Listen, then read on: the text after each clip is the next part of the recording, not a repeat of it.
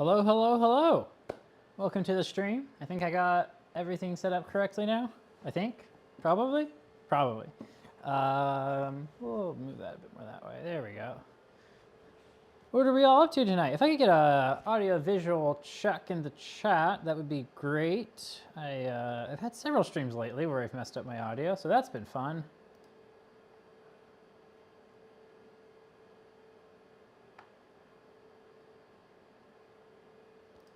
Let's see here.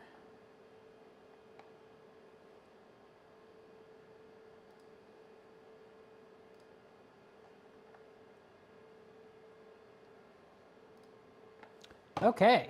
Let me put this up. So let's get our. I'm realizing I haven't gotten. You can see me and you can hear me. Oh, we're doing great. Something has been forgotten.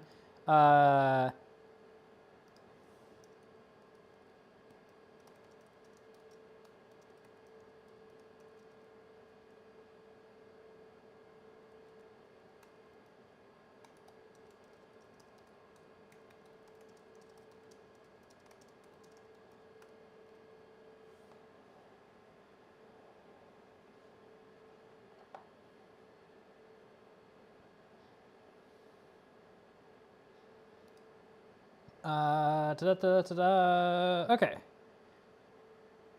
So let's get going here. Ah, I have forgotten something. It is the well, first off, let's change the exposure on this one. Oh, too much, too much. There we go. I have forgotten to get the notes set up, so let me adjust that real quick. That should just take a second here. I should have that tab open still. I don't have the tab open still. Okay, okay. hackmd.io. And then we're gonna take a shortcut here. We're going to make a past streams note. That's the folder button. That's not what I wanted. Past streams. And then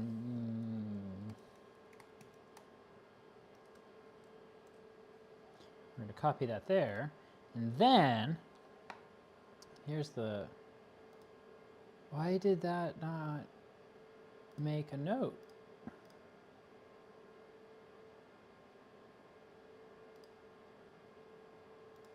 Well, it says there's 4 items in the folder, but I only see 3 items in the folder, so that's weird. There's the new item. Okay, so now if I just turn sharing back on,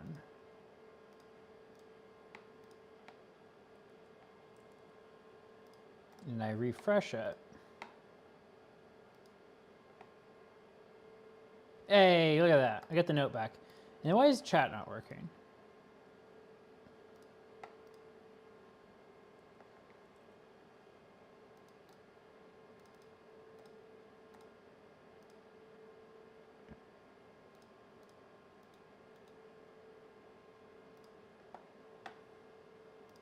Why is chat not working? We'll just copy a new one. I really thought that I had a permanent link in there, but I guess I don't. So that's fine. I can do this every stream. URL.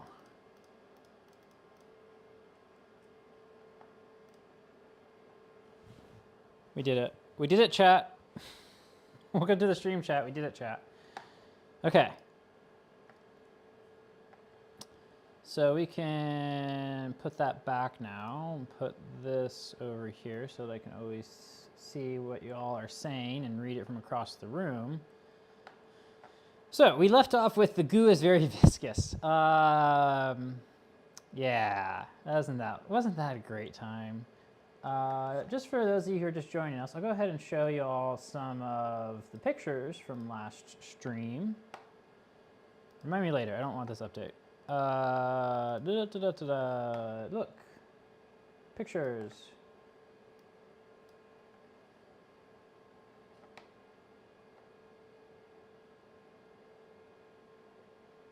And then we'll filter by 5 stars. That's not what we want. We want just these 2. Well, I guess we'll start with this one first. And filter by 5 stars. And there's nothing. Well, that ain't right. Okay, well. So here's some circuit boards. So this is the power supply we're working on tonight. It's what's on the bench right behind me. As you can see, there is, yeah, right. So we think the goo might not be that big of a deal, but so here's what we're looking at this one. So all these blue capacitors. We suspect that these might be getting near their end of life. Well, here's the other side of the supply. And also these big brown and black capacitors there. But basically, okay, let's say that this power supply were in a nuclear power plant, which it's not, thank God. I don't have insurance to work on things in nuclear power plants, actually. It was really funny when I was getting insurance. There was like a very specific like, and you don't work on nuclear power at all? I'm like, no, don't touch nuclear power. Like, okay, great, we can insure you. I was like, thank you. But if this were for a nuclear power plant, this power supply would basically have to be recapped every 7-ish years because capacitors kind of tend to have like a 10-year lifespan. And that lifespan actually goes down in temperature. So they've been operating this warm box for a while. When the capacitors in this box die, I have been told by somebody on the last stream actually, who has experience on Merlin, that it takes out a bunch of other parts. And so it's easier just to replace them ahead of time. So we're not actually going to be replacing it tonight. We are just going to be running the power supply as is. We are going to be tonight, we are going to be going through each one of these boards and basically recording what the values of the capacitors are. Values, and then I'm going to get some dimensions. And if I really, really wanted to do like a really good job at this, I would probably also be getting the measurements of the width of the leads, but I think with the dimensions and the manufacturer and the part number of the capacitors, I can just get the data sheets for the caps and get the width of the leads that way, which is going to be easier than getting the width of the leads by taking it all apart and then putting it back together again. So we're going to run it this way for now, basically, is the plan. Run it like it is right now, and then get the replacements on hand, and then do the replacements, right? So, but that's going to be, basically, we're going to be replacing it later is the plan. And then there was one device, one of these power supplies had like goo leaking out from the heatsink, which is like, come on. We think it's probably, quite confident actually that it is just thermal compound. Why this thermal compound decided to ooze? Maybe they didn't mix it right. Maybe it was the start of the tube. There's a number of things that it could be. I don't know what it is. I don't know if this part overheated or something. Visually, all the devices are in contact with the board. Visually, all the capacitors look like they're in good shape. Visually, I can't find any problems. So we're just gonna kind of go with it. Yeah, this is the to do. I did find some metal shavings inside the box. We are also going to clean those metal shavings out. Let's clear our checklist.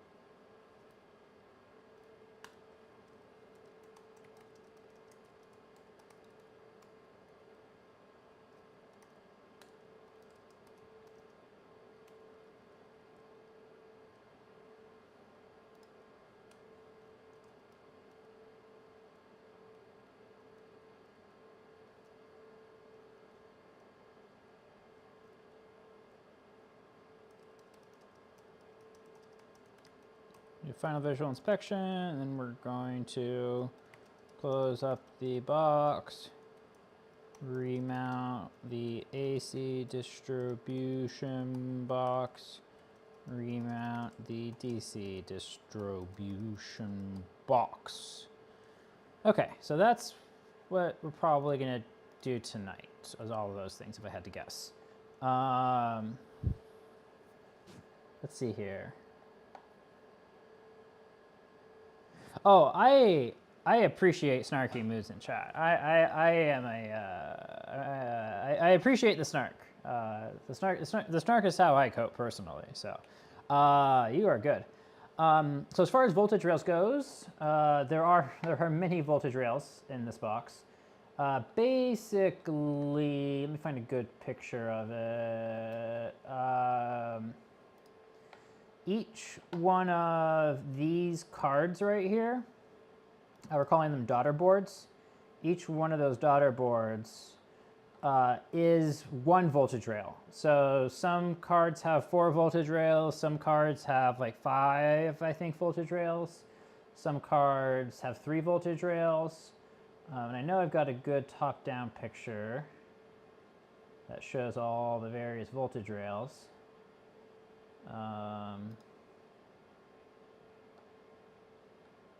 Thought I did.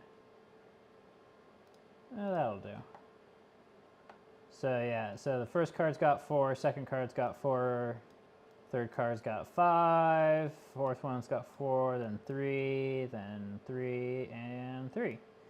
So yeah, very custom power supply.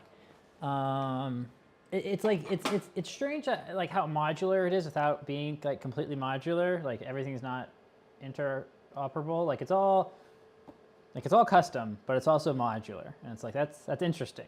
And then on the bottom here, this is a EMI filter, so it's got 2 inductors on it. So like the left side's one inductor, the right side's another inductor, and in the middle it's got like a capacitor filter network. And then on the left here is a power factor compensator, or power factor controller. So that helps smooth out our current draw, so that we are we're drawing power across the whole AC waveform instead of just at like a few parts of it. So that keeps our it's basically designed to keep our well, I mean it corrects power factor, but it also prevents there from being like higher frequency spikes on our power supply rails, or on our AC power supply, because those higher frequency spikes are going to show up magnetically, and then that's going to go all the way back into the image, because electromagnetism, electron beam, electromagnetism deflects the beam, so we want to keep our sine waves, because we can kind of correct for sine waves, but spiky sine waves we struggle to correct for more. So, are those screw-looking plugs at the end port, or pots or fuse holders? These are fuse holders. So there is like fuses going into this thing, and there's also fuses before this thing, kind of. We don't want to, well, I really don't want to blow any of these, but those would be relatively easier to access. But there's no accessible fuses on this microscope, like anywhere. Like all the fuses you have to like really open it up to get to. I mean, like these are all under cover, we have to get to them. And then each of the individual power supply cards actually does have a fuse, or power supply modules. So like that's one module right there, right? And then this brown cylinder with the black cap right here, that's a capacitor. But then underneath it, there's another one of those black fuse holders. So yeah, if you want to change that fuse, you actually have to pull the whole power supply card out. So that's not very fun. This whole thing was working when the microscope was installed. I have a video of the microscope running, so it was working. I also have some logs that show it also was working. So I wasn't anticipating finding anything like dead in here. Maybe finding things in suboptimal shape, you know? after seeing how this thing's constructed, it relies entirely on convection for cooling. There's no forced airflow. So this whole thing, if you can kind of envision it, the bottom of this picture we're looking at right now, it tips up like that. So this is the bottom edge we're looking at, and it's all vertical. And I can't imagine we get very good airflow between all these like horizontal cards here. I'm guessing that some heat like builds up in here. And wherever heat builds up, it's going to be shortening the life of these capacitors, because these are electrolytic capacitors, right? So there's a liquid in the capacitor. And if that liquid dries out, the capacitor dies and potentially pops, actually. So that liquid dries out faster the hotter it is. So I think we are going to at some point be doing some preventative maintenance and replacing these capacitors. But that's not going to be today. Today we're just going to find the information for all the capacitors, and then later we're going to open the box back up and actually change the capacitors. But we're not changing the capacitors today. We'll be back for that later. So yeah, any more questions about this power supply?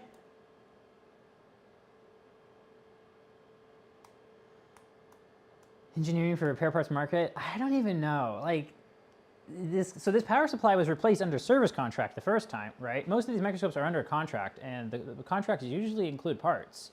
So it's in the OEM's best interest, I think, to be engineering these things to not be failing on them.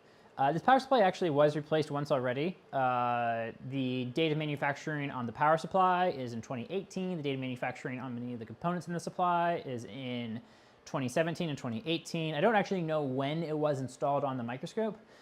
This is I believe, 2014 model microscope. So it lasted like 4 or 5 years on the first one. I've heard of a 10-year-old one dying too. So we're between 4 and 10 years right now, right? So, we should probably strongly consider swapping the capacitors out. But yeah, it seems pretty well designed. There's some other interesting things going on here, such as, there we go. So here's a picture of one of the individual power rail cards. So on the right here, we've got an Atmega 8MU1731, so a little microcontroller. Bottom left here, we've got a ADM2483, which is a differential bus transceiver. And then going along, you see kind of we've got this one cable that like jumps from power supply to power supply to power supply. It's this like 5-conductor cable here. That is RS485 presumably. So the basically there's a ring, because RS485 you can have like a bunch of nodes connected. That is each of these cards talks talks back to the microscope controller. So presumably that's for telemetry, that's for control, so it can be turned on and off maybe. A little bit annoying in some ways, because it's like if I ever wanted to just I can't use like commercial off-the-shelf parts to replace anything in here. Like I have to fix this one. Other microscopes that use switch mode supplies, I just swap out a power supply and everything's fine. This one, there's like a little thing that's smart and talks and has things to say and thoughts and feelings, and if we don't make it happy, then I suspect the microscope's not going to be very happy with us. So, do I have a collection of power supply designs for reliability, DFR, common issues anywhere? I have a lot of notes on power supplies I fixed. So if I search my notes for like power supply, I will find lots of things. So a lot of microscopes just use like off-the-shelf switchers. Some tabletop SEMs are pretty specific about their selection of switch mode power supplies, because they put these switch mode power supplies literally inches away from the column. And so magnetic fields from the power supplies becomes a pretty substantial concern in those systems because the magnetic field from the power supply will just wiggle the beam, which isn't great. So on some microscopes, you do have to be very careful how you switch power supplies out because of magnetic field concerns from your power supply. On a lot of other platforms, though, you just want like a low noise output, right? And that will be fine. So I've had pretty good success with the Meanwell power supplies. The Meanwells do have very slightly larger magnetic fields than some power supplies that are like very, very specifically selected for their very low magnetic fields. And so in some tabletop SEMs, I've had slight issues where, you know, it's like, oh man, I can see the 60 hertz in the image, but it's also like that microscope had never worked very well, and I got the column super clean, so I could zoom in really far, and then I could start to just kind of see the 60 hertz issue. So it's like, really, the power supply just should not have been next to the column. So most of the time, you can just switch these out. A lot of older microscopes use a lot of linear power supplies, and just massive banks of capacitors. Like in some Joule microscopes, like 840, 6400, 6300, 6400F, like kind of all that whole group. There's like it's a box like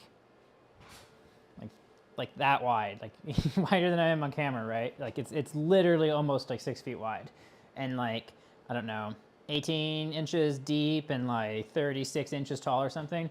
And like the bottom of that box is transformer, and then there's like 3 layers kind of like capacitors, just like tons of capacitors, like that big around. And I've like never had one of those fail. I've had one friend who's had one capacitor inside of that style of box fail, and that's amazing because these are 1980s microscopes, and I think that's because those capacitors were all held in with like, they were clamped in with metal rings, and they just had wires going to them. So these metal rings all acted as like heat sinks. So these capacitors never even got warm. And so I think that's part of why capacitors, like capacitor issue in old Joule SEMs, at least in like the 80s microscopes, like very rare. I don't routinely recount microscopes. I've exceptionally rarely had issues. And from other people I know who work on these, they have had very similar experiences where capacitor issues in those Joules are exceptionally rare. This particular power supply box, little bit different, little bit more. I've heard of more failures in this one. Oh yeah, plus the space in the Joule power supply box is huge. Monochroma here, or Mianochroma, has an extensive collection of Joule SEMs, nearly approaching my own actually. So they got some, yeah, not just roasting next to everything in here. Yeah. So yeah, that's the power supply box. Anybody else got any questions about it while we're looking at these pictures? And I can just really conveniently zoom in on all these macro shots that we got. There's the, this is the PFC, power factor compensation. So we're thinking that maybe these resistors here for inrush current limiting, because, oh boy, is there a lot of capacitors in the output of this thing, right? Like, you look at, like, there's just a lot of caps. There's a lot of big caps, you know? And then, yeah. It's a cool box. We also yesterday kind of are thinking, based on how everything's constructed, that this thing was designed using Siemens software, and very likely the entirety of the microscope was designed using Siemens CAD software. All the way from like Expedition, which is their like PCB design software, to like cable wire and harness designer. Maybe Solid Edge, maybe full-on NX, I don't know, but they all work together really well. A couple of reasons I think that is, there's just a lot of aspects to like how these PCBs are laid out that like looks like a Expedition design. Expedition is really good at like, oh, I have a thing and I have a bunch of very similar variants of it, and I don't want to really have to think very hard about laying every single one out. It'll kind of help you lay them all out kind of as similarly as possible and kind of all at the same time. Design intent is a concept in that software. So you spend a bunch of time like specifying your design intent more than you actually spend like time like laying out the circuit, and then it kind of like automatically does a bunch of stuff for you. A lot of the cables are like cut to custom lengths. like all of these like cables that go to the different power supplies, those are all different lengths that are like kind of tuned pretty well for like where they're actually going. Just the and then the harness and the microscope, like I'm pretty sure that this entire microscope's got like a complete digital twin. And it just gives me the vibe of being designed in Siemens. So I do think it's kind of funny. Like I've got this Merlin column right here, which is a Gemini 1, according to Zeiss. It's a Gemini 1 column. And then that Sigma column right there, and that Sigma is also a Gemini 1. But they're not actually the same column. Like, they look different. So I'm guessing that this is not designed in Siemens software, and that one is, despite them being like the same column. So yeah, that's pretty much a summary of what we did last time. So let's consult our checklist and get going here. And the first thing on the checklist is clean out metal shavings. Metal shavings in the power supply is, as we have noted, suboptimal. So let's move some cameras around and get going on that. And I'll also show you all where I think the shavings came from, because yeah, because that's great, right? So power supply. Been talking a lot about it. Nice to like actually be looking at it now.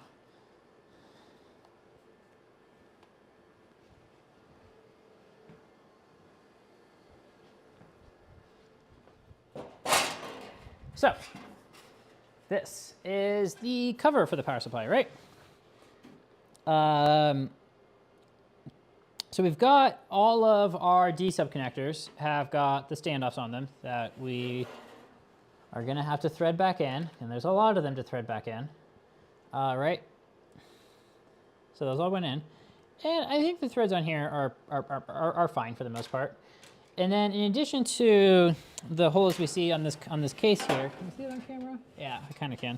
In addition to the holes we have on here for our standoffs, we also have on each of our modules 2 holes for another pair of screws, one there and one there, and those go into these threaded holes right here and here.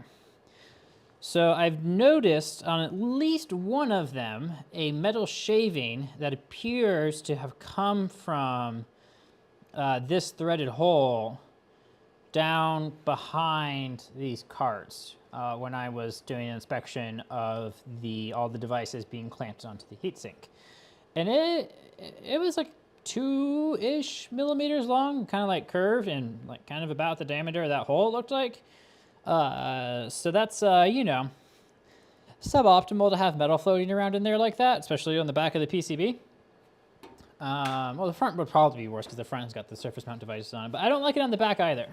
So we are going to be removing that piece that I saw, and we're also going to be looking very, very carefully for any potential others, because we're not about that, you know? We're just not about that. Yeah, pretty much. So let's, okay, I think we'll, I don't know how easy it's going to be to show the metal shaving on camera. We'll see if we can do that.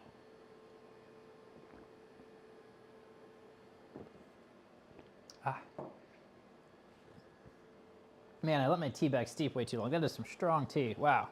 Okay, let's find a flashlight.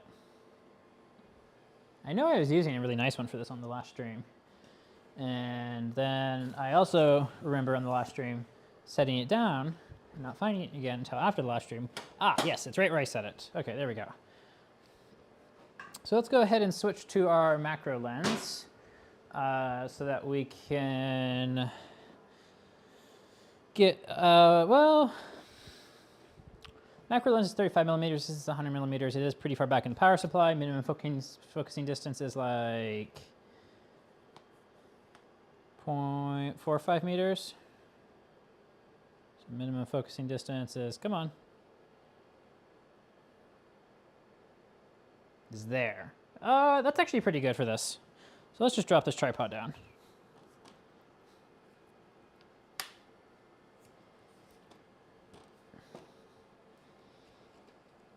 And then we're just gonna start one channel at a time basically. So we're gonna be looking all the way down.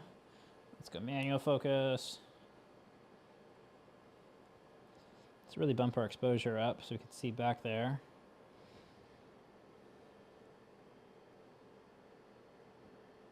So it's somewhere back behind these cards is where we've been seeing the metal shavings.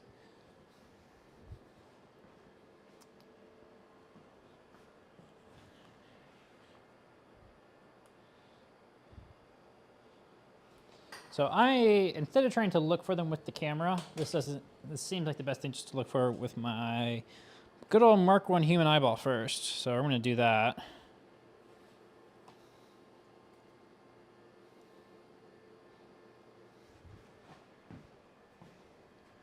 Get a light right over it. Well, that was the wrong one.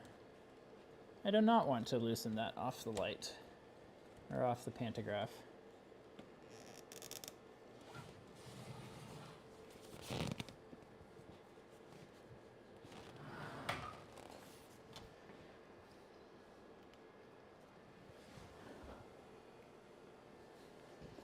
Okay, yep, there's one on this one. And I'm pretty sure this is not the one that I saw one on originally, so that tells me that we're going to be finding several of these. Okay, so it is very conveniently located right in the middle. I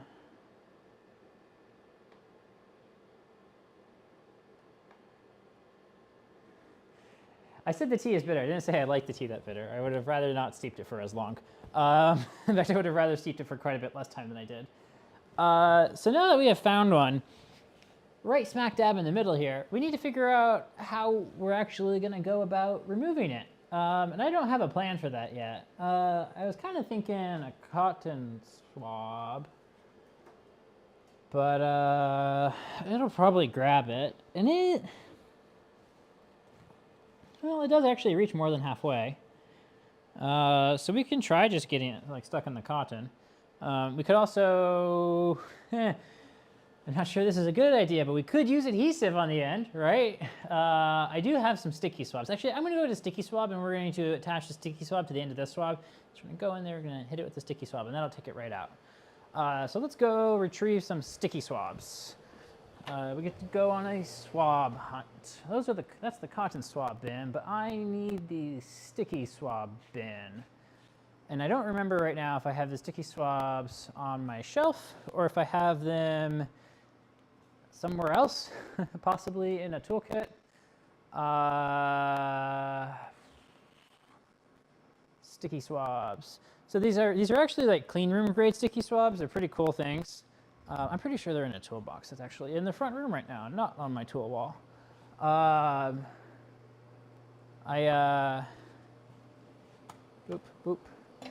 And there's some type of PVA-based like clear ball on the end of them, pretty much, and it's tacky or sticky, so you can just touch a piece of dust, and they say they leave no residue behind, and I don't 100% believe them. But I could believe them. I'm not sure if maybe it was my swab was already pre-contaminated some, or what was going on with that. Okay, Boxo swabs, where are ya? Are you on here? Nope, you're not on here. Where did I use my sticky swabs last?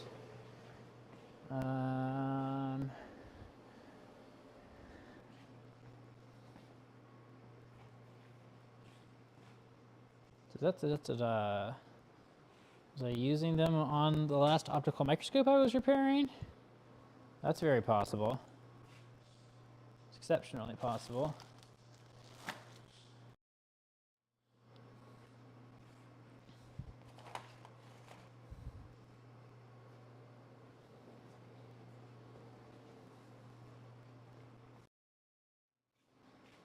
I just can't shake the feeling that I've seen them out recently, and that is not correct. I want to find them quickly. Oh, they're right here. Okay, they were on the SEM I was working on last. That tracks. Sticky swabs, 2mm. And I did figure out who they were made by at one point. But this box in particular is from EMS, Electron Microscopy Science, or Sciences. Let's see here. So sticky swabs. What did I miss in chat? I'm sure you all had a great time while I was away looking for parts, or tools, supplies. Yeah, some sort of PVA adhesive. Oh yeah, sorry, I was walking all the way back in my shop and there was like 2 or 3 concrete walls in between me and the rest of my shop. I have unpacked them from using them on your microscope. I have not implemented the important morale yet. Okay. Let's see here. Well, I guess I don't need the cleanest of sticky swabs because we're going to be using a pretty dusty environment.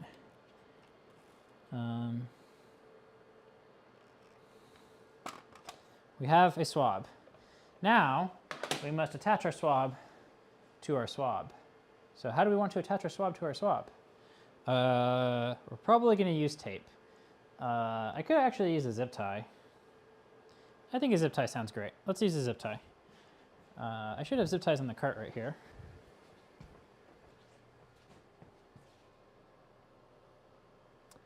I do not have zip ties on that cart right there. Okay, to retrieve a zip tie.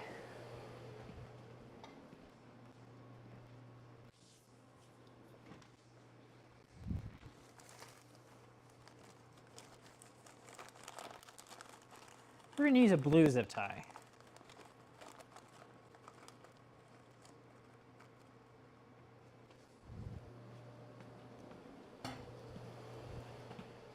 And we're going to leave some extra zip ties on our cart so that we have them for later.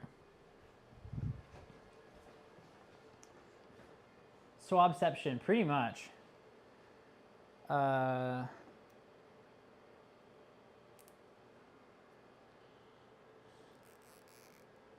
Taping our swab, or zip tying our swab together.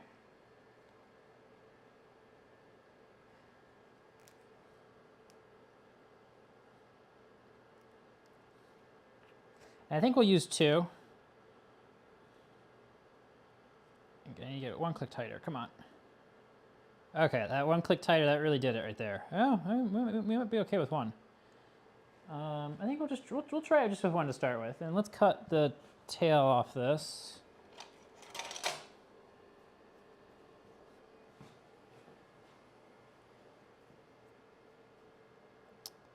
Snip.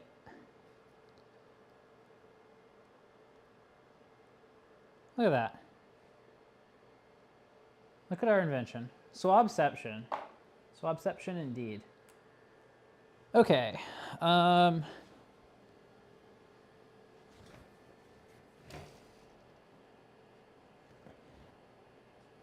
will attempt to show you this on camera. We will see what we can do.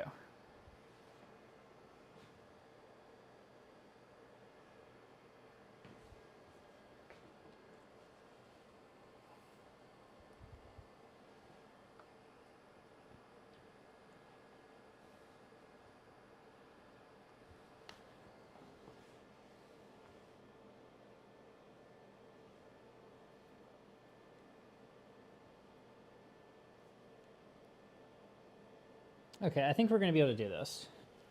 This is looking doable. Not infinite focus, I want the other way.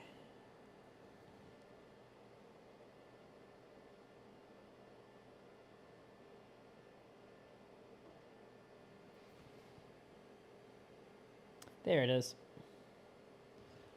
Can you see it on screen? Are we focused on it? I don't think we're focused on it. Let me try to focus on it better.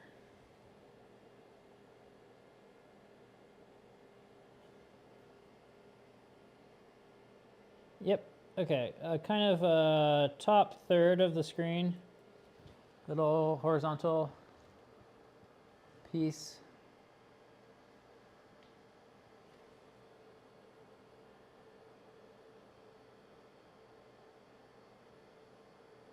kind of sticking out from the right side of the PCB. Let me point to it with the sticky swab.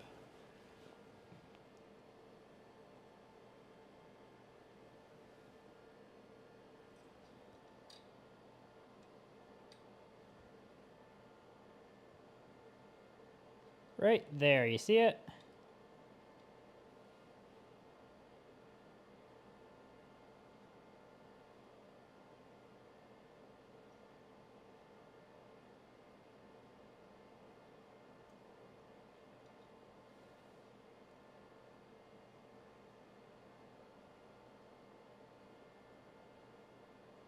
Okay, we moved it. I don't think we've got it on the swab.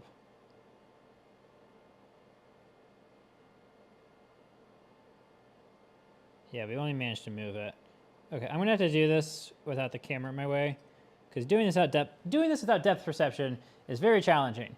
But that's the little piece of metal that we are going to go retrieve, and I believe that we are going to find that that is not the only piece of metal that we are going to be pulling out of this thing. I bet we are going to find that repeatedly. I'm going to adjust the USB cable on this camera so it has some amount of strain relief so that I don't just yank it out. I actually broke a USB cable on stream on this camera earlier. Not on this stream, different stream. But yeah.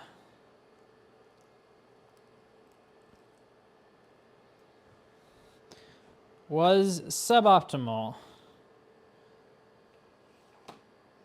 It's also a pretty cheap cable, so. And it was already bent when I started.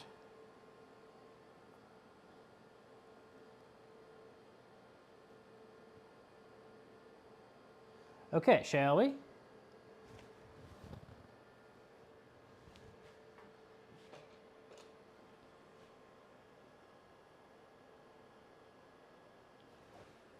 Where'd my flashlight go? There it is.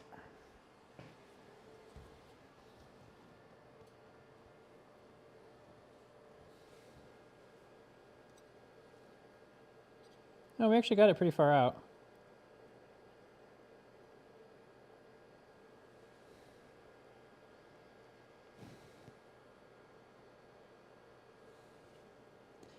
Okay, it has been removed. Oh, there's several. There is not only one here. That's great.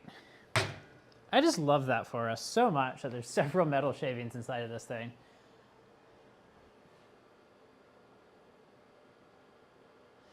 I did notice I have already noticed that there are several solder balls on the PCB, so that's fun, but that's less bad than this, I think.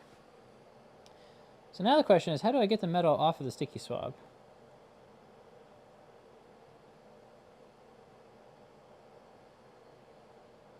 Without making the swab lose its stickiness.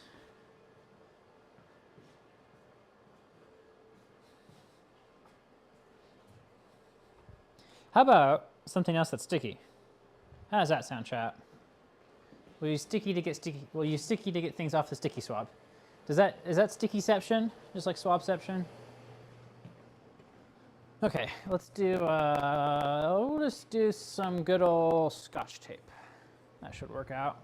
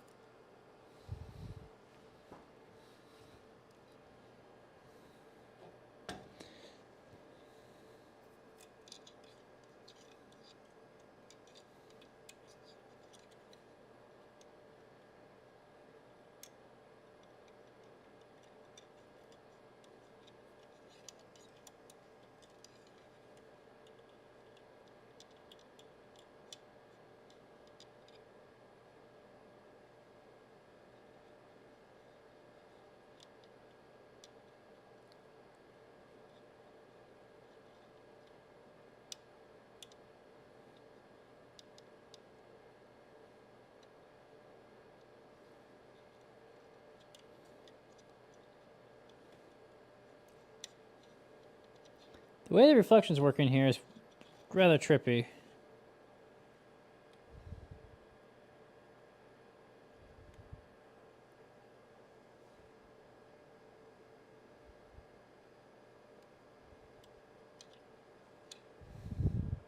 Ah, nice. We're getting heatsink compound on our sticky swab too. Because apparently there's heatsink compound on here. Okay, I think I just see one more on this one.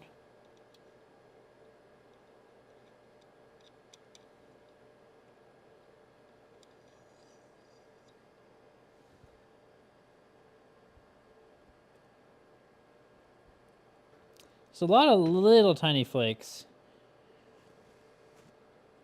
I'm a little bit less worried about those than I am the really big, long pieces that are actually long enough to go between two pins and short something, so.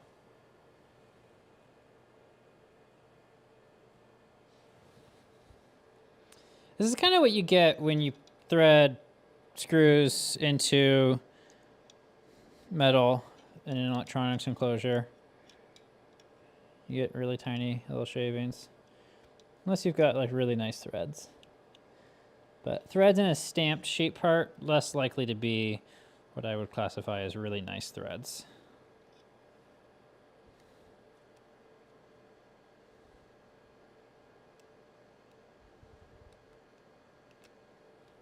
Okay. So what are we all saying? What does chat have to say about this?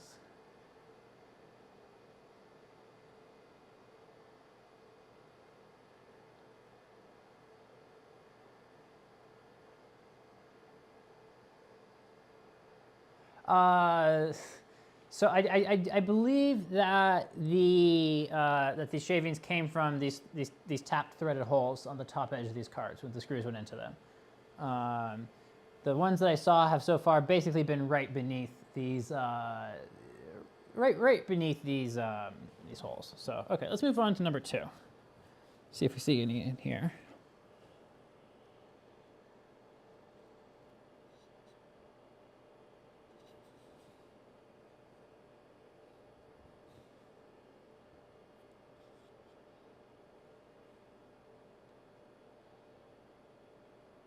This one's got a bunch of small metal shavings. I don't see any of the longer ones.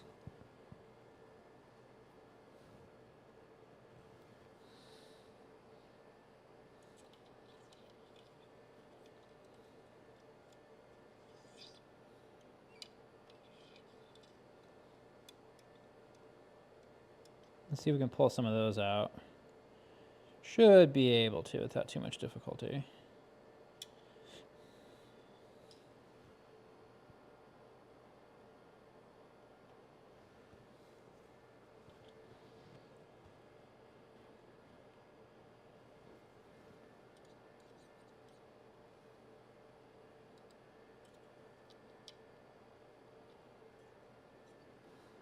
I'm going to reposition the head of this zip tie relative to the swab here.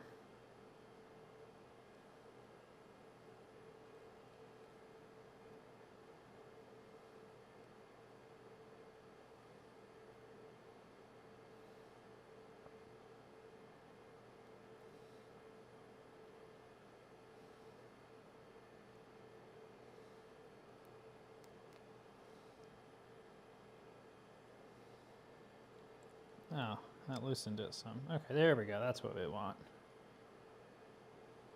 So I've got it set up now so it swabs at a little bit of an angle so I can rotate it to get to the left and right side. Because I can't rotate it 360 because of how the zip tie sticks out. Okay, there's one potential longer piece right there. I don't know though. Okay, what do we get? That just looks like dust. Okay, so number 2 is good. Let's move on to number 3. Oh, there's one in number 3.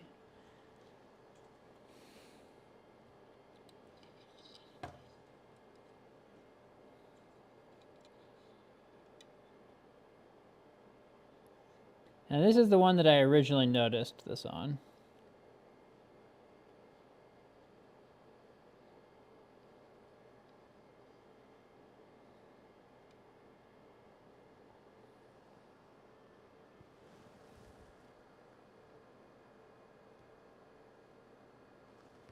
Okay, so we got that one out.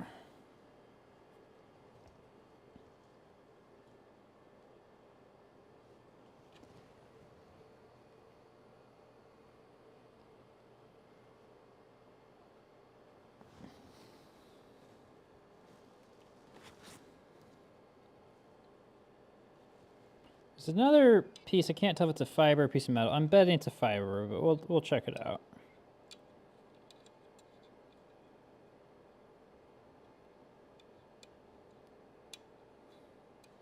Oh, we've got it, whatever it is. That's looking like a fiber. Wasn't nearly the diameter that the metal piece was. Okay, number 4. A lot of smaller shavings on this one. I'll clean those out.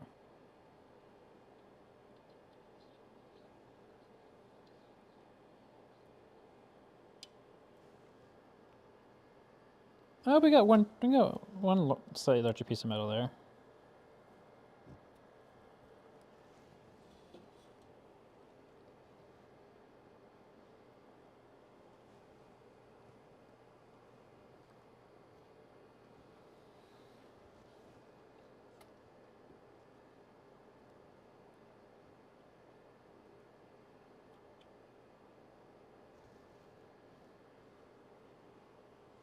Okay, number 5.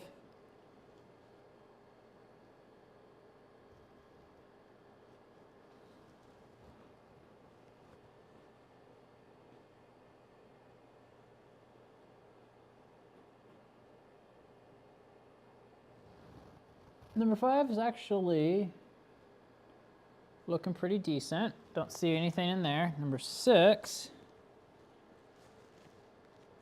Well, it looks like number 6 has got some. I can't tell if it's fibers or not, but it's right in the right spot, so.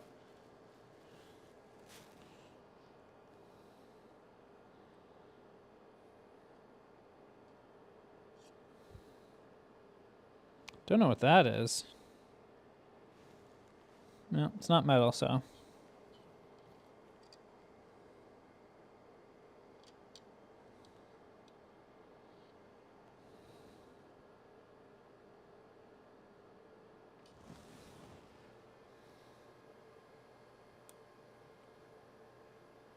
Yep, okay, that's metal, what we just pulled out.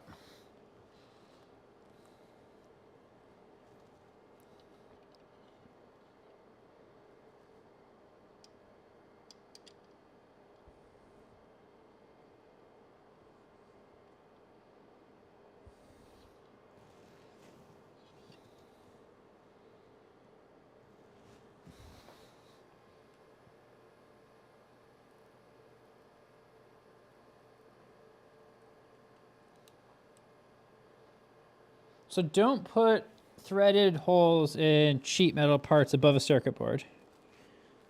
That's the lesson here.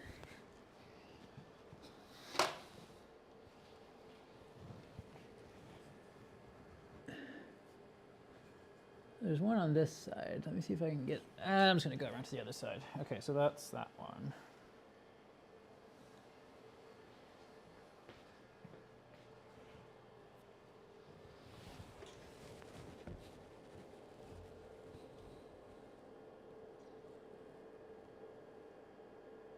That's just dust. Okay, cool. Is that just dust too? Presumably.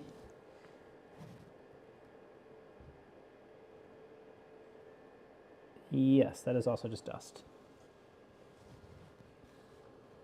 Okay. So we just have 2 more left now. They do not use self-tappers.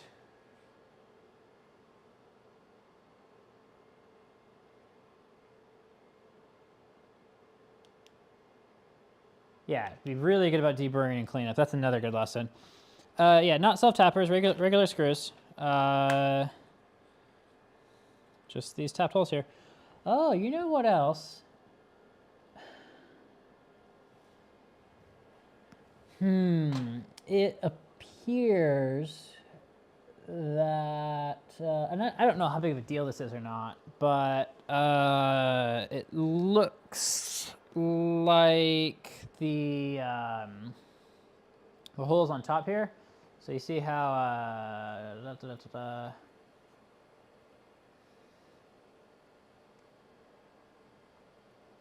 okay, so you can kind of see the threaded hole right here, right? You see how close that threaded hole is to the edge right here where it's bent? I can see a little tiny bit of deformation like the top edge of these. And I can also feel, I can feel a burr on this edge too. It's inconsistent. So I think that there was not a deburring process after the holes were tapped. So that's cool. We love that. We love that.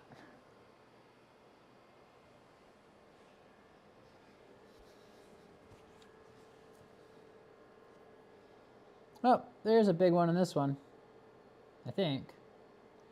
It's possible that part I'm seeing is not metal, but it is the size of the other big pieces I've pulled out.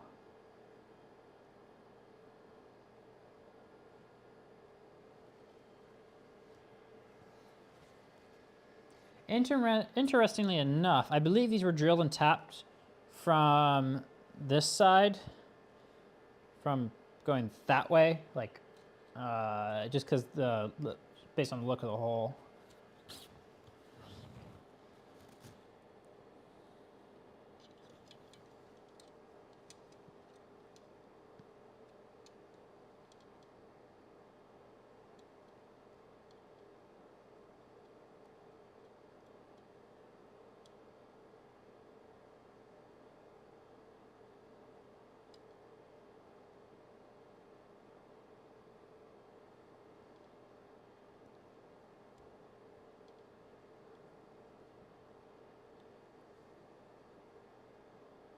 Okay, I got this one on the swab, but just barely, it feels like.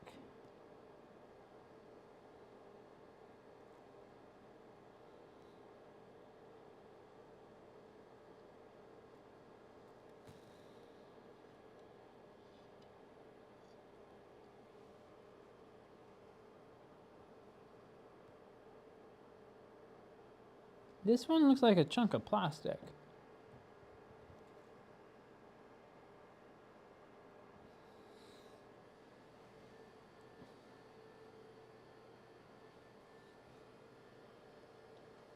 Yeah, it's like black plastic. So that looks like it's probably from a fuse holder or something.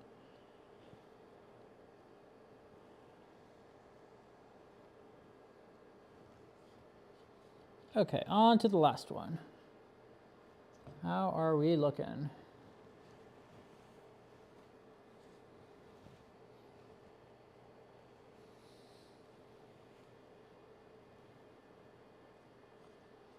Oh, there's another chunk of that black stuff.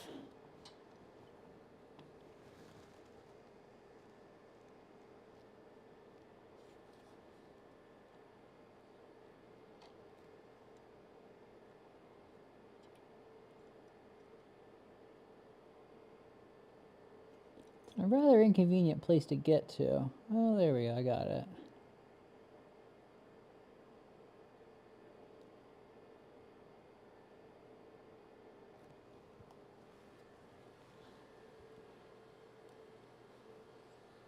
Yeah, this looks like plastic shavings.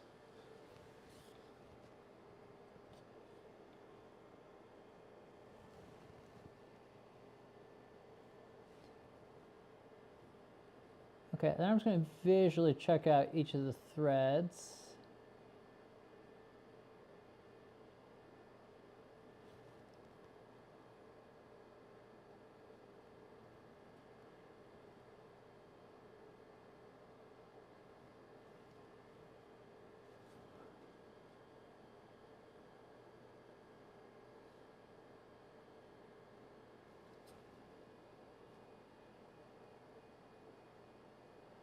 There is a slight lip on the inside, too. Interestingly, part of that lip is missing from the one that I believe we got the large piece that we pulled out of, so that's fun.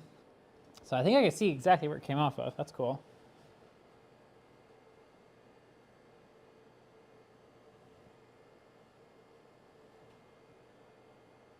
So there's a little ridge on each of these. It's not going to be easy to clean up. So I think we're going to move forwards with it as is. Okay, cool. So that's all done. I believe we have gotten the long pieces of metal out of the power supply. So that's great.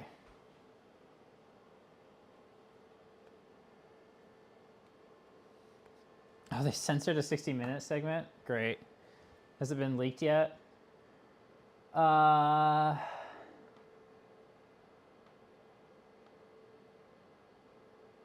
QC fail.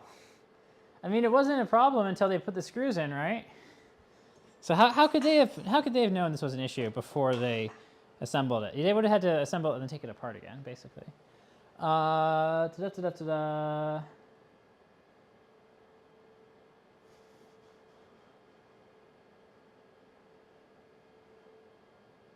Okay, well, I'll try to show you this the one that I got out on camera here real quick.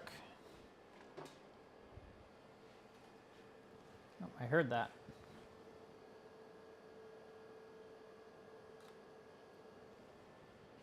It was already leaked. That's amazing. I feel like more people are going to watch it now if it's...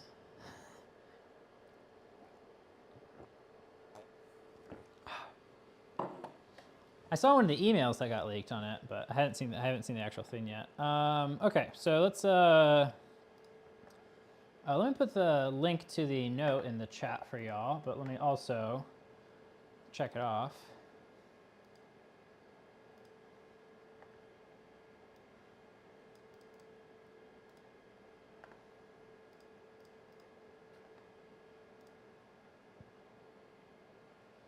So there's the link to the chat, or not to the chat, my apologies, to the note.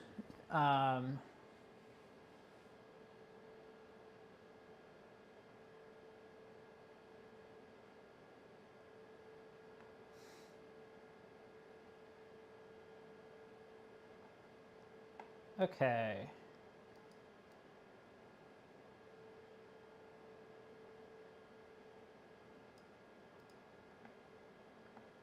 So you actually can all edit that note from there.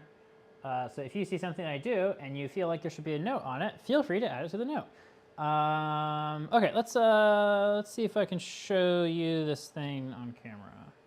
And just because I know we're going to need it later, I will go ahead and just swap to the macro lens now. So that's going to make showing you all this way, way easier.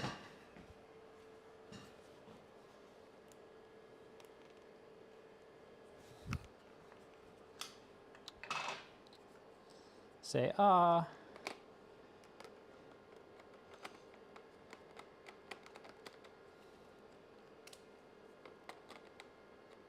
Come on, there we go.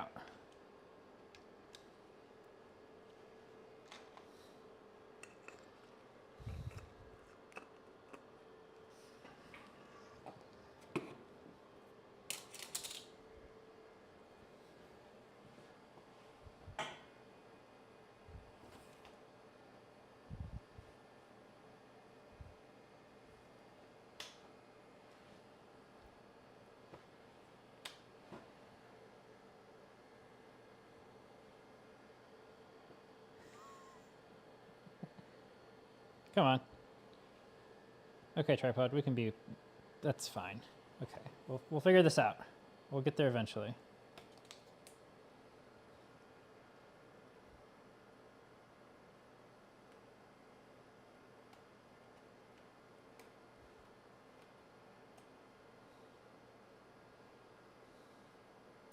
So top left there, that's the piece of metal we pulled out. And that's characteristic of what I was getting out of the other ones as well, or what the other piece that I got out that ended up falling off the sticky swab on my way to go get the piece of tape.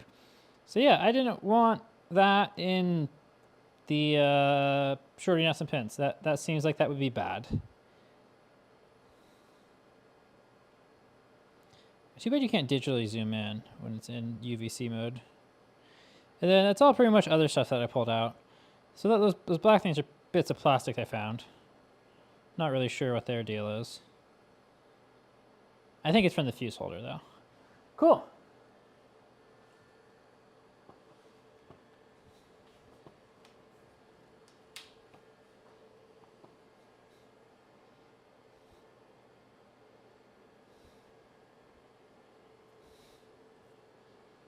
Let's put that back into auto exposure and autofocus.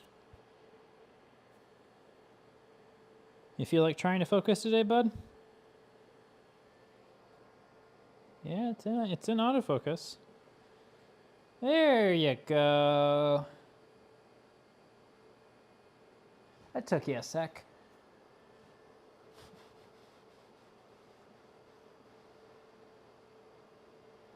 So that link that I sent you, HackMD, it's Google Docs like editing. So if you all do edits to that note, it actually shows up on air immediately. And I think we're basically, I'm trusting you all to do this, but you can go ahead and test it. You can put something in notes, and you shouldn't even need an account to do it. So that note editor is HackMD. So it's Google Docs for Markdown. Or, yeah, Google Docs for Markdown. So yeah, feel free to edit away. I like HackMD a lot. It's good for collaboration. I think it works out pretty well. So enjoy that link and please don't abuse it. but please have fun with it.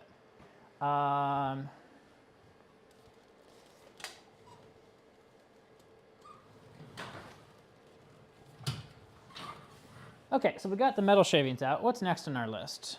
Document all the capacitors.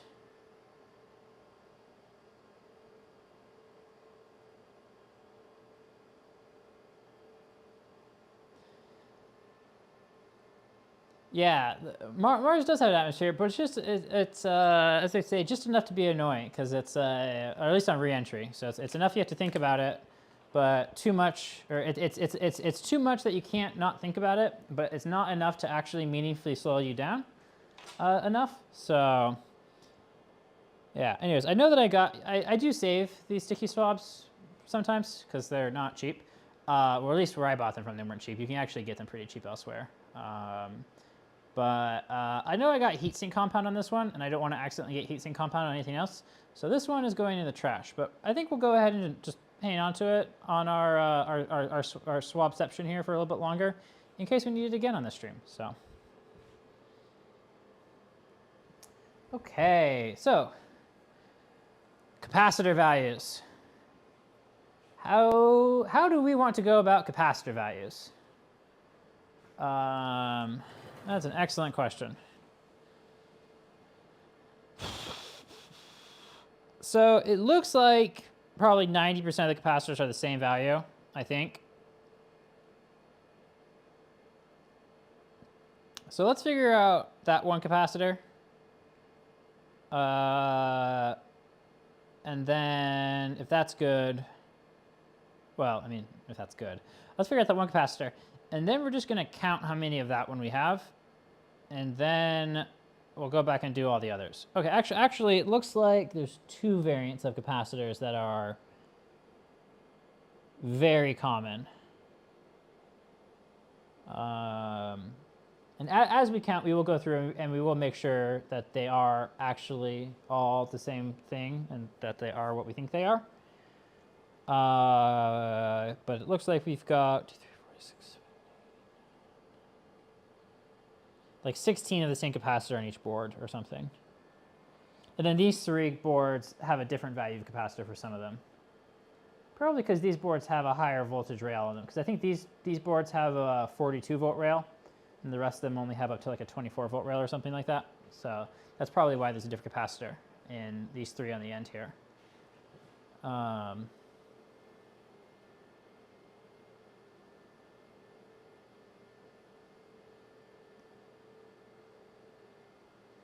Compressing the atmosphere, yeah, good point. That is useful. That is cheaper than bringing gas with you.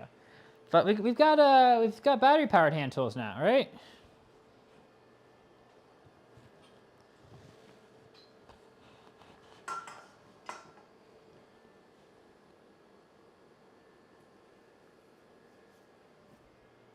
So how do we want to keep track of what we have and have not recorded the values of? I'm kind of feeling like drawing on the iPad. I'll need to get another USB cable for that because I did break my second Type-C cable I had on my streaming setup. So that will be fun.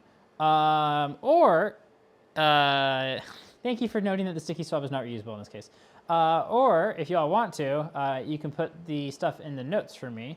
But I still want a way of visually keeping track of what I have and have not, like, actually done.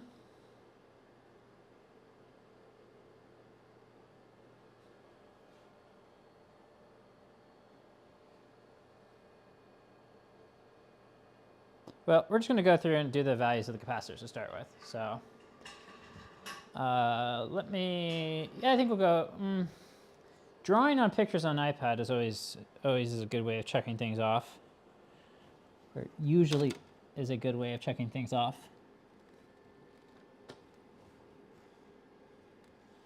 And I think you can pretty much see all the capacitors from the top. So let me go through and just take a quick picture.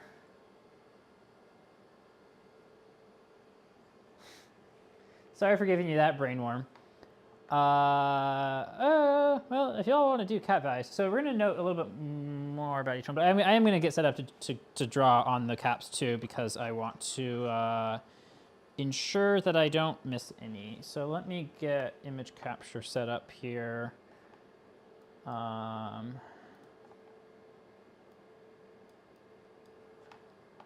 have to change the camera out to that. So unplug it, go menu, choose USB connection app, set it to photo import remote control, set it again, plug it back in, wait approximately 1 eternity for the camera card to be indexed, and then it will show up.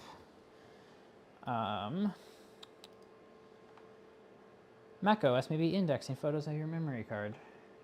Thank you, macOS, for doing things I don't care about. I appreciate you trying to be helpful. It's quite good. We're just gonna be doing it multiple ways at the same time, I think.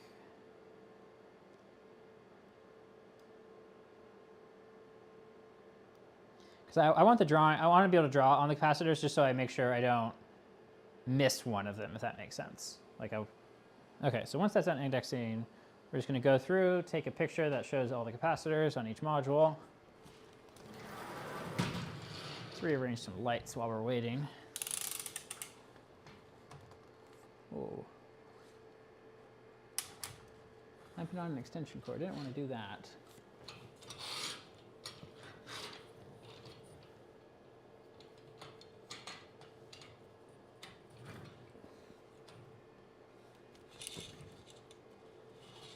That's not working correctly. I need to tighten that nut down some more, I think. Oh, why is the, there we go. Okay. Now that's working right. Hey, look, the card's been indexed.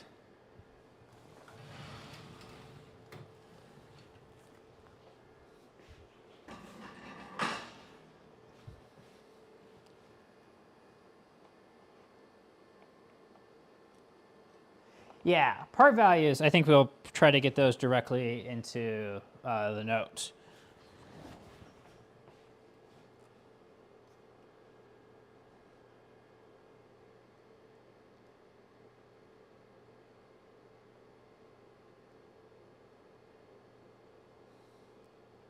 I had the touch shutter on, so it takes a picture every time I touch the screen. And then I don't get what it's doing in Capture One. I don't know why it selects the photo so late. It's gonna just randomly scroll through the photos over time. And I do not know why it does that. Because it should just go down to the end here and just show you the last photo, but it doesn't do that.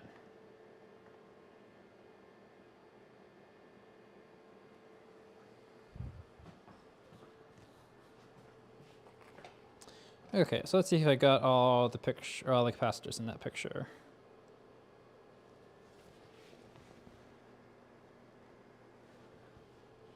I'm worried about some small ones hiding.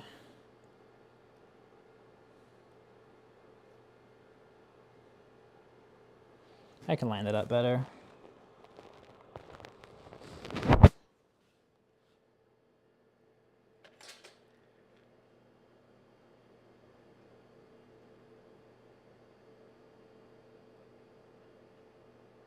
Well, that one's going to be the easiest one compared to all these ones.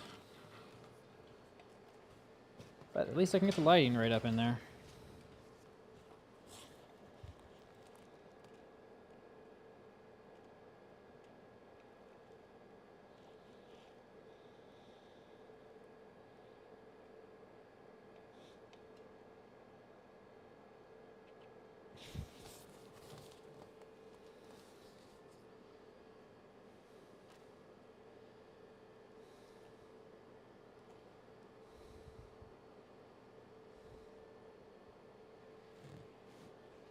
Are there any missing from this picture?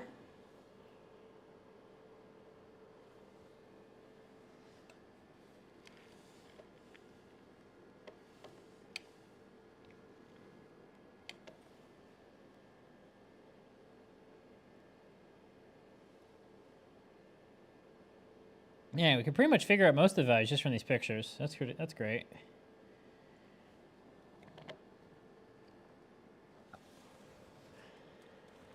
And of course, because each board is just slightly different, we do need to do the boards individually.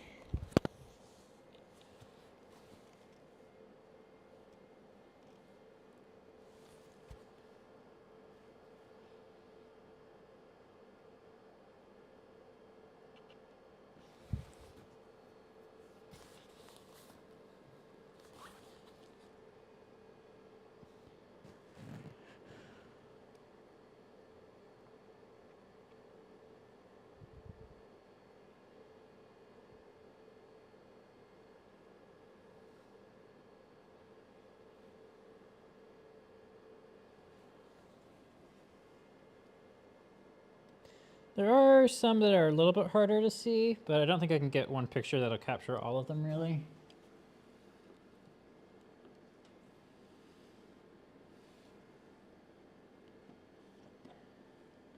And we're going to order some extra, and I don't think I'm going to miss a value. Like, I think it's relatively consistent values everywhere, if that makes sense. So if I miss one, it's not the end of the world.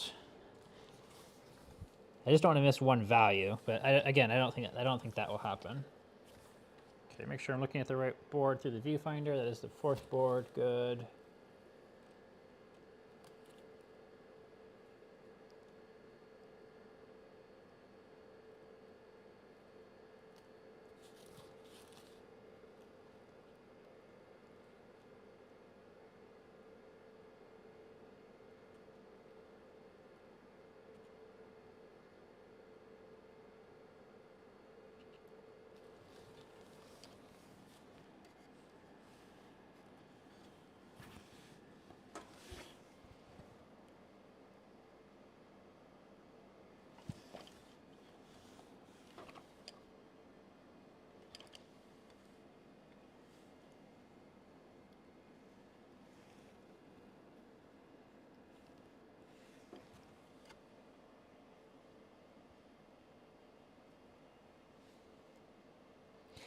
It's amazing that some of them feel like they're easier to see on the camera than they are in person. Other ones seem like they're much harder.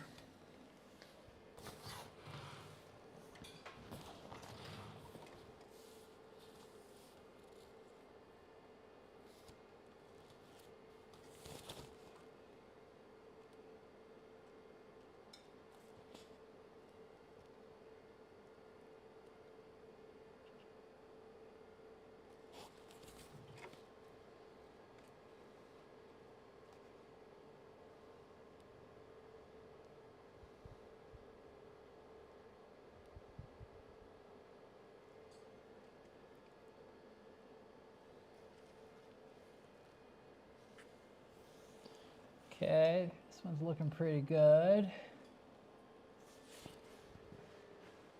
Let me re-angle this camera. It's just pointing towards the floor. There you go.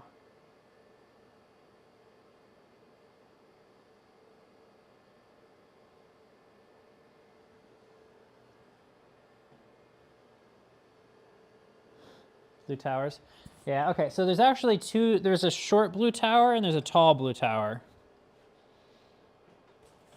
There's a short wide blue tower and a tall skinny one.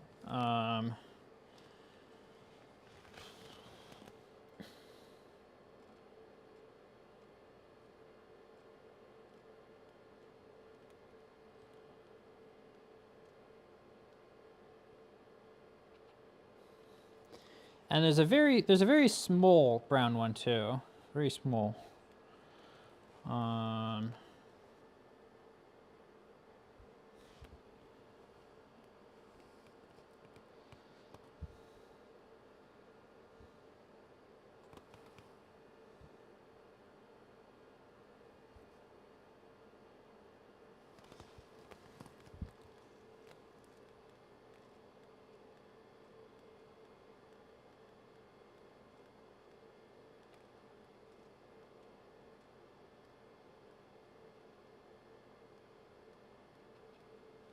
Okay, that's pictures of all the boards.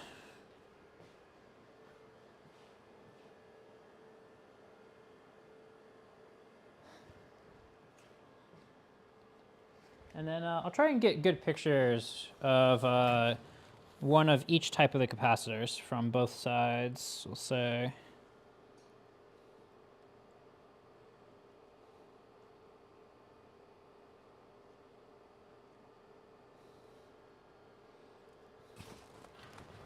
Getting glare. Don't want that.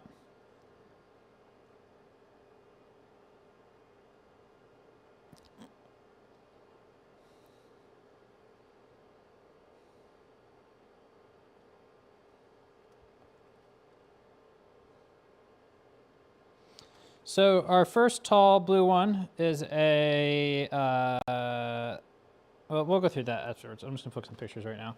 I might as well do it. It's an LXZ series, and it's a 35 volts and 680 microfarads. Once again, it's an LXZ series, and it's 35 volts, 680 microfarads, 680. Okay. I'm trying to get a shot of the other side of this capacitor too, so I have that.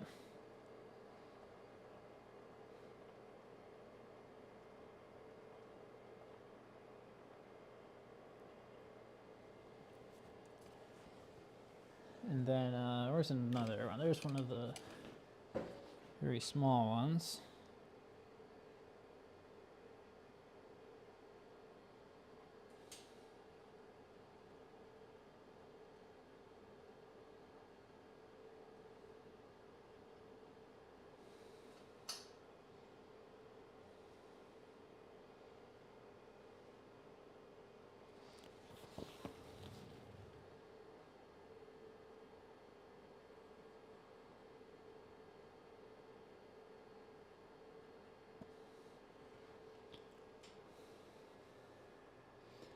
And then are these both the same? 25, 330, 35, 220. No, they're not the same. Okay.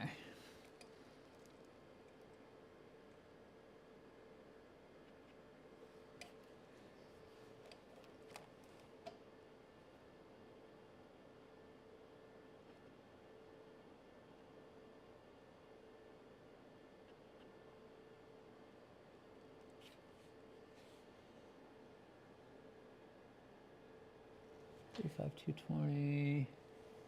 Any other ones on this board I'm missing? I don't think so. And then there's a few other variants I saw. There we go.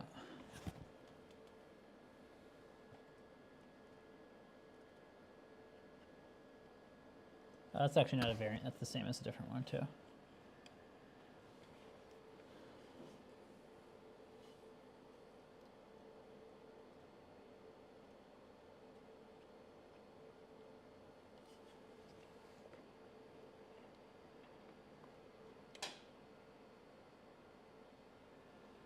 Okay, I think that's all the variants covered.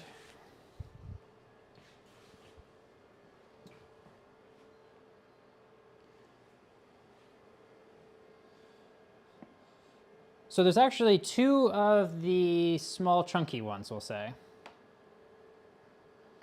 So this is one of the small chunky ones we're looking at right here.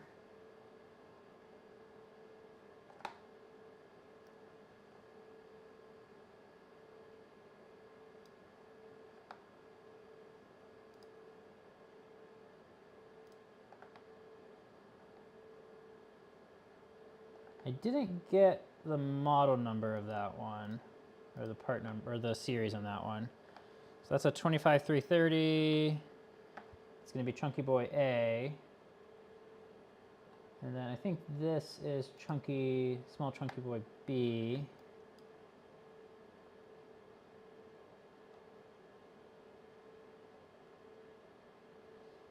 Which is 35220.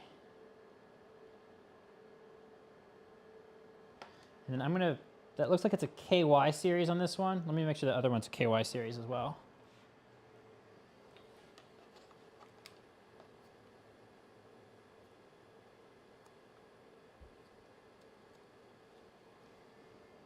I appreciate the assistance with the note taking. That is awesome. Oh, and we forgot the biggest ones. How did we forget the big ones? Yeah, that 25 volt 330 is also a KY series. How did we forget the biggest ones of all? Okay, let's get these ones down. So yeah, we got a 35220, a 25.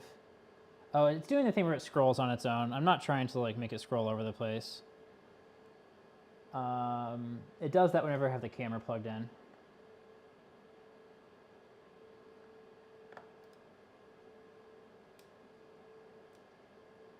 There it goes again.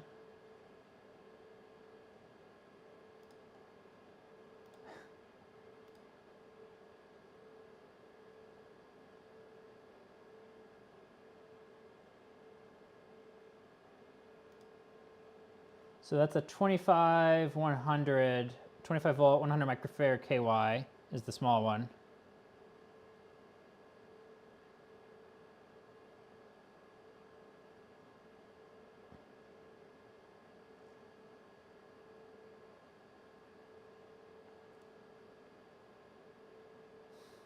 Computer's haunted. Yeah, I don't know why it's jumping. I'm sorry about that. I'm not trying to make it do this. And then let's see here. That's LXZ is the tall one, 35 volt, 680. Cool, we got that. And then let's do the wide blue one.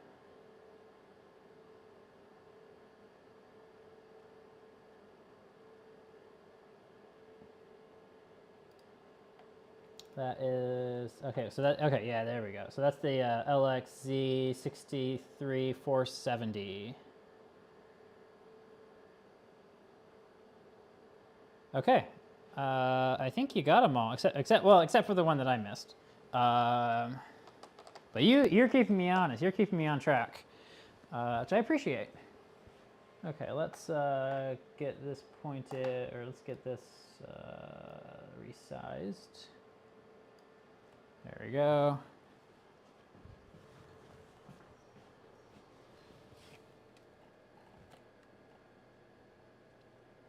So this big one is a KMH series. And it's going to be really hard to photograph. That's what I have determined. Because the fuse holder's right there.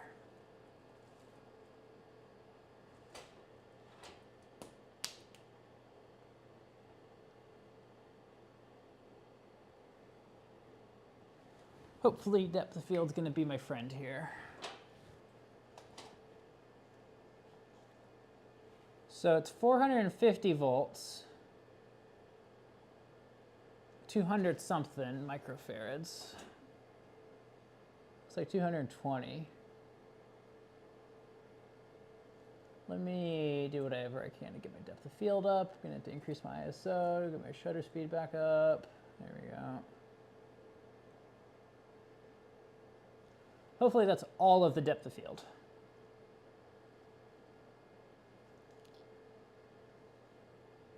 That was indeed all of the depth of field. I love this camera.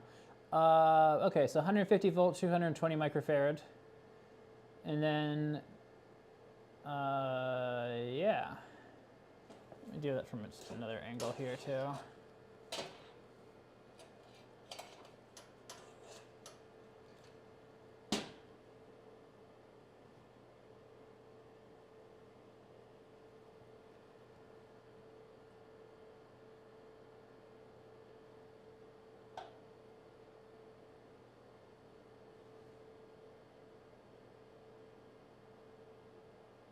Cool. Okay, I think we got that one. And then there's these two as well, actually. So hey, look, we found some more. We have more big beans.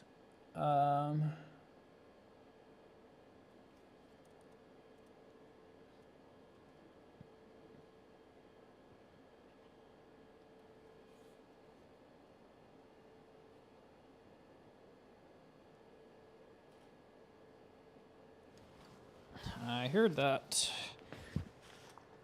Let me get that camera back on for y'all.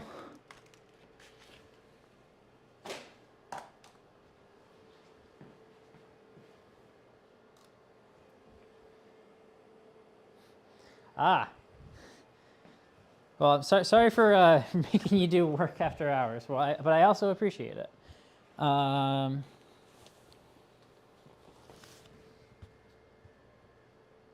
Now there's no electrolytics in EMI filter, it looks like. That's good.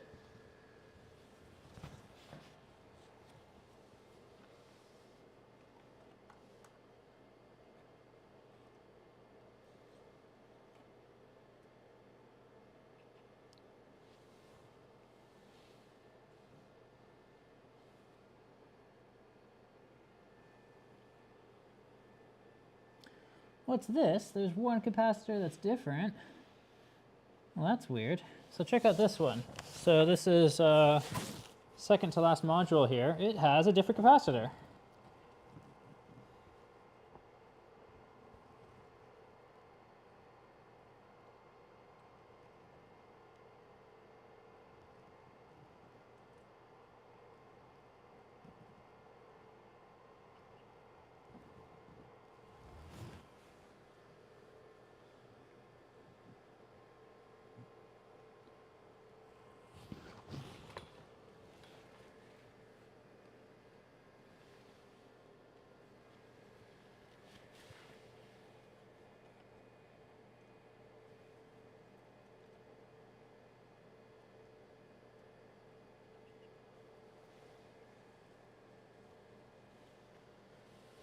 Well, ain't that fun?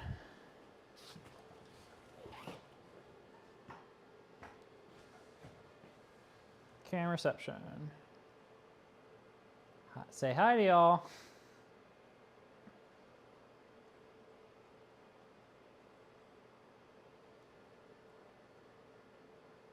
Come on, autofocus, you got this. There you go.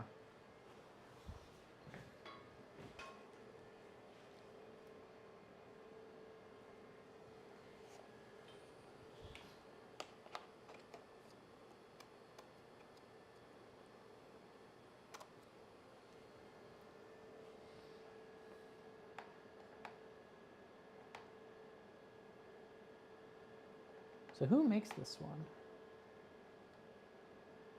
Actually, you know what? We're going to unplug that and put that back into normal mode. Because then I don't have to have it causing it to skip all over the place.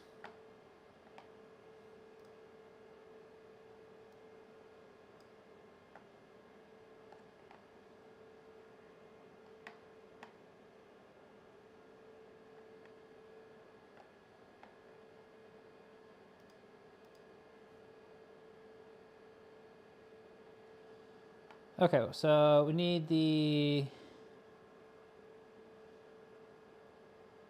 big brown boys. Okay, yep. So there's actually two different ones of those, of the big brown ones.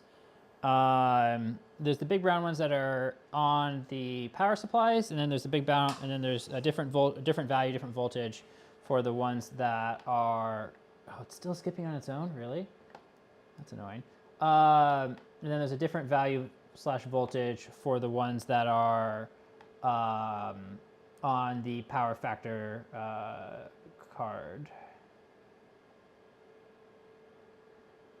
So these ones are on the PFC. Those are 35680. I think we already have those down, right? Yep, we already have those down.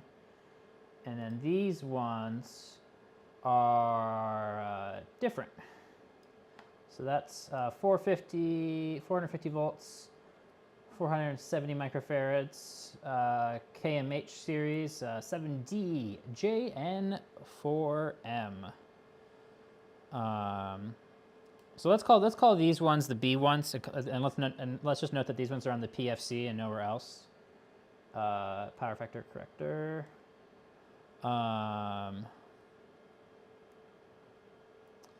So there's only 2 of these ones because they're just on the PFC. And then where's a good picture of the other one?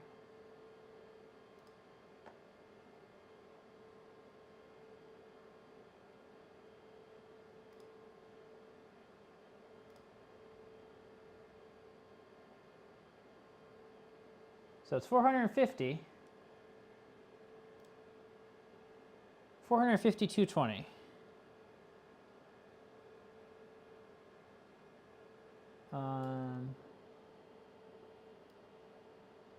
450 volts, 220 KMH series, and that's also 81DH7M.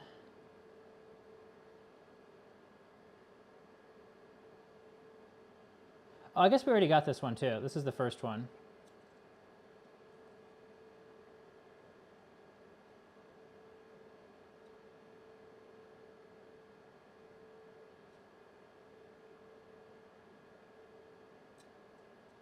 And we can also note whatever this number is, the 81DH7M. Cool. And I think that's an 8, not a B. I think. Let me get it. I have another picture of it. It is the def beam, as we're calling it.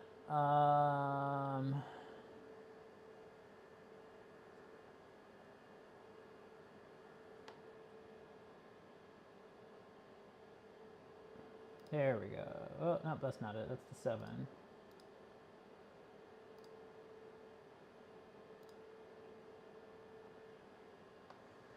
Please load. Please load. Please stop being blurry. Yeah, that is an 8. I don't know why it's taking such a sweet time to load.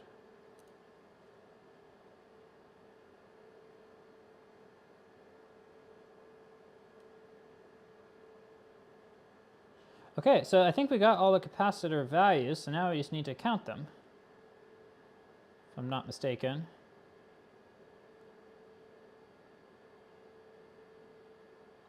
Big Clive, got it, okay.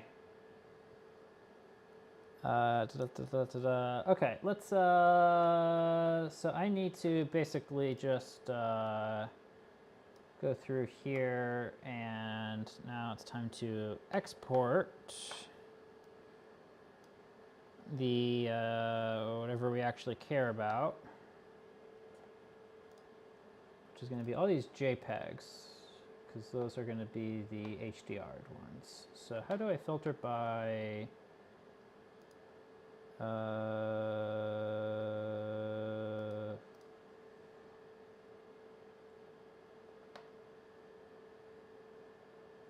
so search criteria, format equals JPG.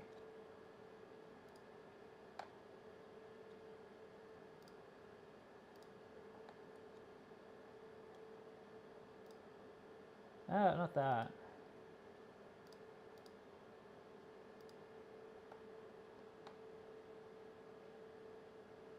Well, that didn't work.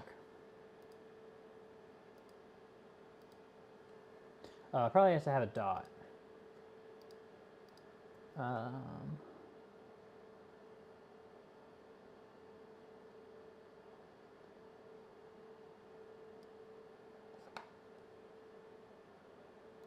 Format equals dot .jpg. No results found.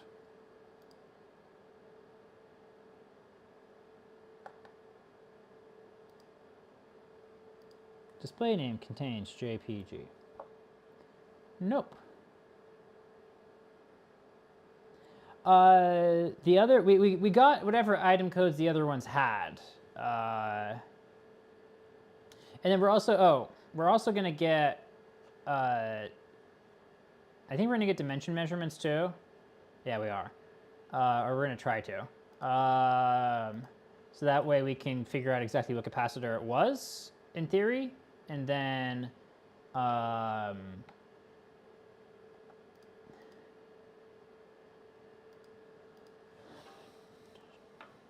was it really this simple? It was that simple. Okay, so let me just 5-star rate the ones that I care to use. 5 stars.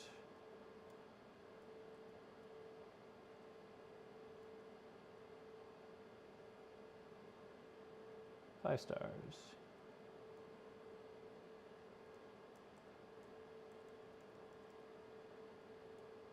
So that's 1.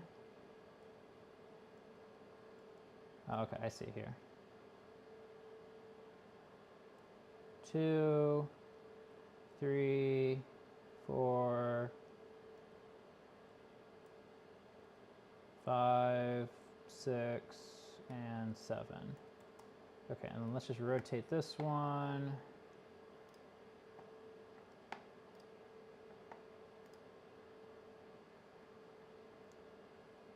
And then let's filter by 5 stars.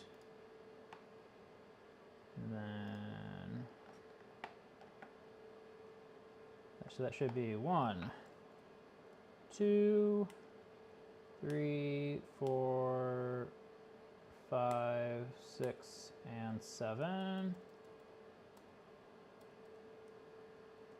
Select all of these, and we can export with previous settings.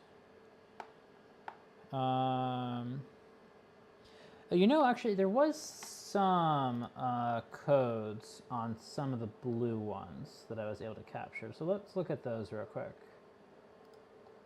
They are different on some of the blue ones, but I think they're date codes. But there was less information on the smaller capacitors, like just like physically on the capacitor there was less information.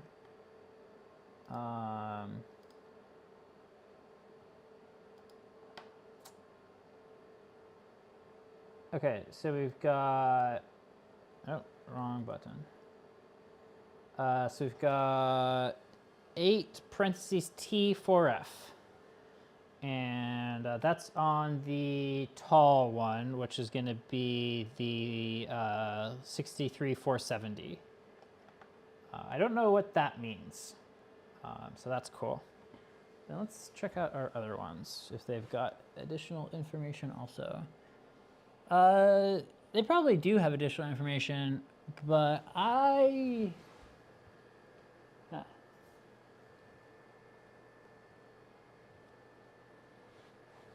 okay, and then on these tall ones, the 35680s, there's another one that instead of 8T is 7T DV.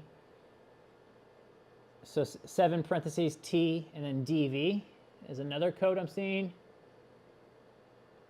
And then another code is 8T1D.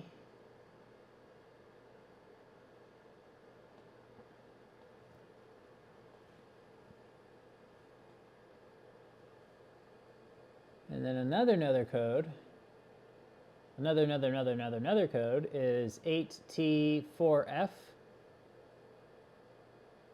8T for F, and then another code is 5T0 or 5T0J. So I'm guessing these are like date codes probably. And then I don't think, well, I could read the code off one of them, but I'm guessing these are all date codes because they're all like a little bit different. Off of the wide blue one, the shorter blue, I can read one of them barely, and it's 7T0W, 7 parentheses T0W. So I don't know what that means. But yeah, cool. Okay. So we're gonna want length and width measurements for each of these now, I think. So that when we're verifying that we have the right one, we can verify we have the right one. So we probably want to add a length and width field for each one of these cap values. And then I'm just going to go through it in the order you've got it in. So what I'm going to do right now is find the calipers. I should still have some down here. I did bring some back to my place recently for a project, and they're still up there. So I need to find mine.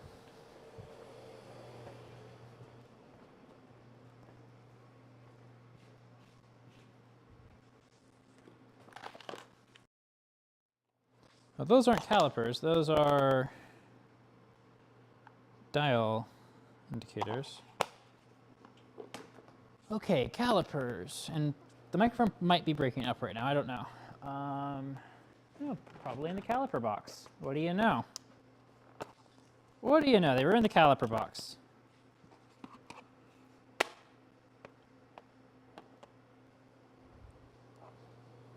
And they even got battery in them. We're doing great today.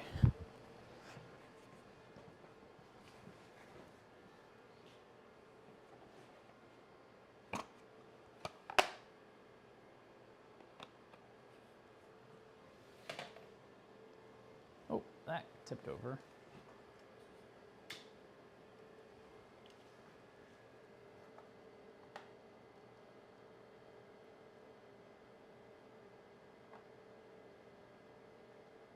But it's funny to order caps and they don't fit. It's hilarious, isn't it? Especially when it's somebody else who does it.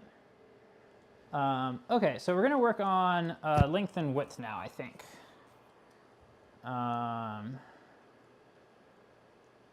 So I think we'll start with the brown death beam.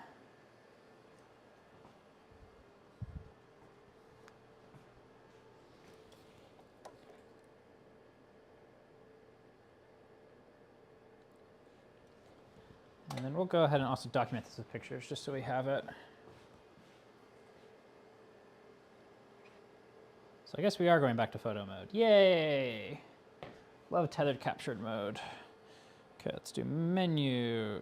Wrong order, because I had to unplug it first. Let's go menu. Choose USB connection app. Photo import remote control.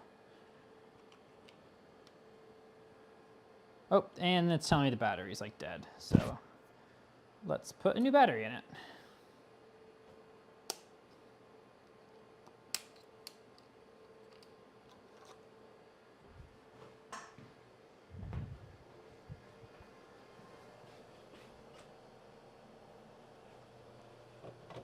So I've already removed the battery from the charger, which means the battery is currently somewhere.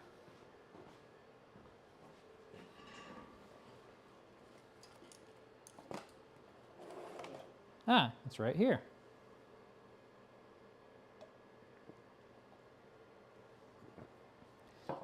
I would say it's like I prepared for this, but I really didn't.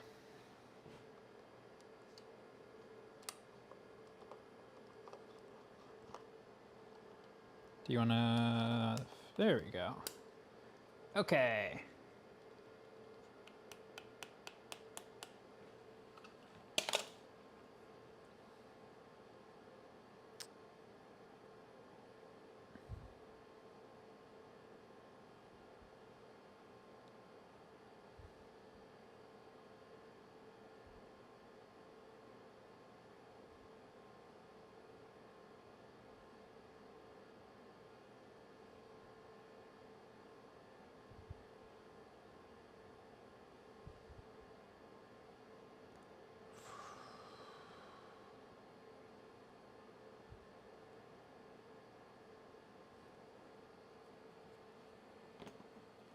Oh, I was waiting for it to index and it wasn't even turned on. Oh, and it's not plugged in. Okay, now it's indexing.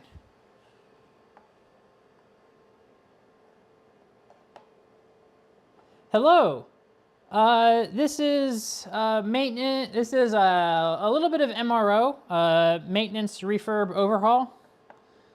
And we're currently specifying capacitors because we don't want the current capacitors to get all sad and explodey. Also, hiya! Welcome to the channel. So we're about to measure all of our capacitors.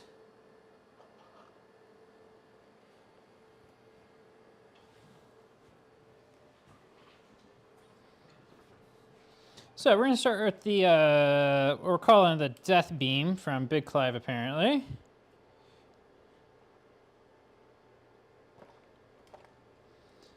So the OD on this one is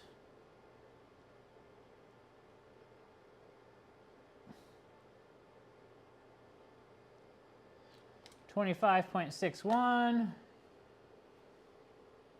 And I'm going to turn off HDR mode, and that will probably confuse everything a lot less.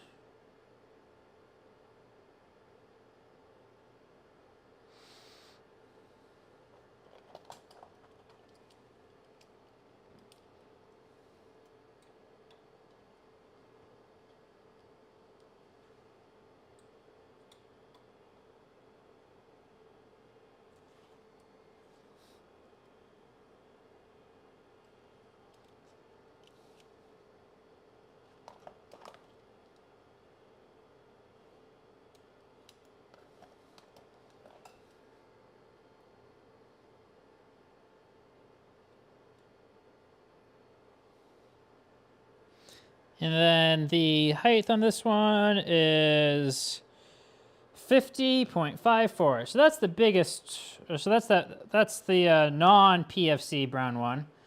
And then let's measure the P, okay, what's next on our list? I'm just gonna go in order.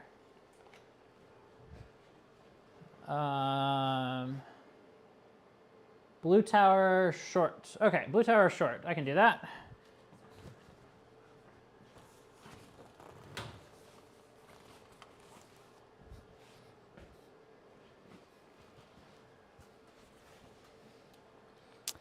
Not going to be as easy, but that's okay. We can figure it out.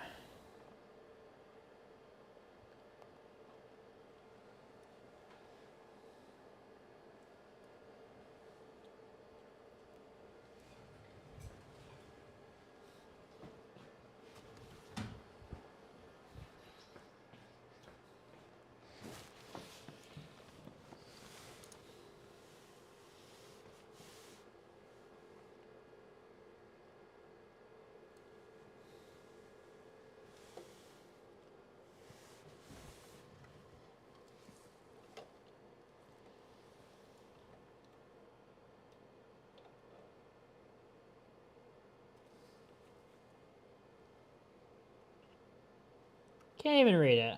Perfect.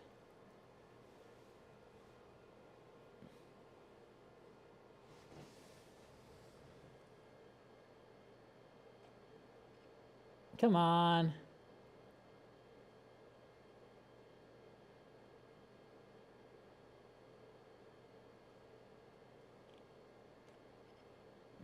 Oh, almost. So close.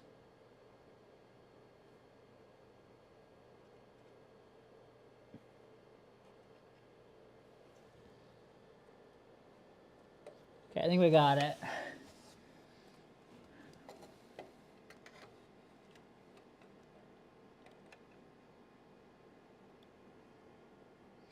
.28 is the diameter on that one. That was a pain. The height's going to be harder. I haven't quite yet figured out how I'm going to do the height.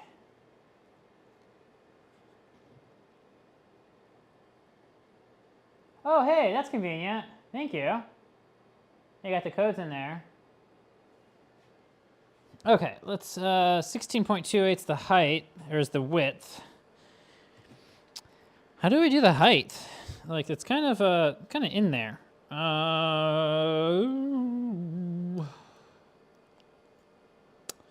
We're gonna kind of guesstimate that. Oh, well, if you got the code, I guess, then we don't really need the height. We'll go ahead and grab approximately the height just to be safe, and I'm here, so.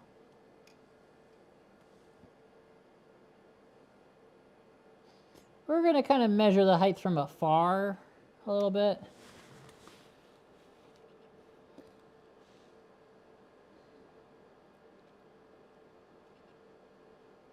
So we're gonna call that 20.73 for the height on that one.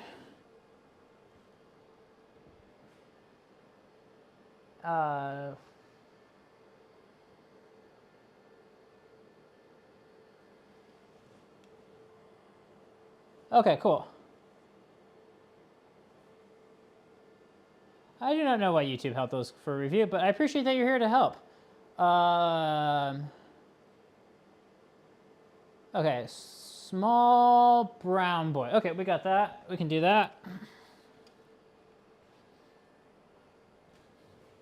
Let's do that on the easiest to access one.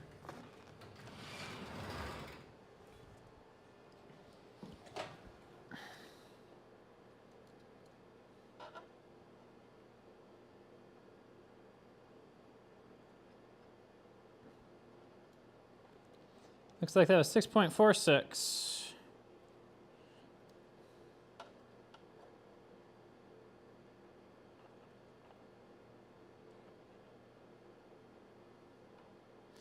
Okay, so 6.46 for height, or for diameter.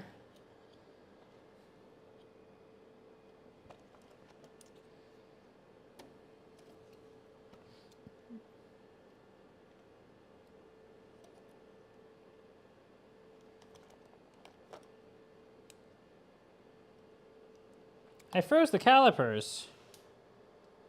What? I'm incredibly confused. Yeah, look, it's 6.46 inches and 6.4. Chat, we crashed the calipers. Look at that. They're so confused. How did we crash the calipers? Well, this is why we crashed the calipers, but that doesn't answer how we crashed the how did we, what? What? Like, look, it's 6.46 millimeters in inches. The 0 button doesn't do anything. On and off doesn't do anything. You can crash the calipers?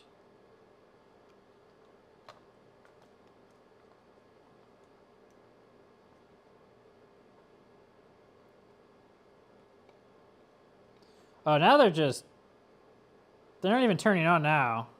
Great. We killed the calipers. God damn it. How, is there a, damn it, and it's all over my hand. Well, that explains that.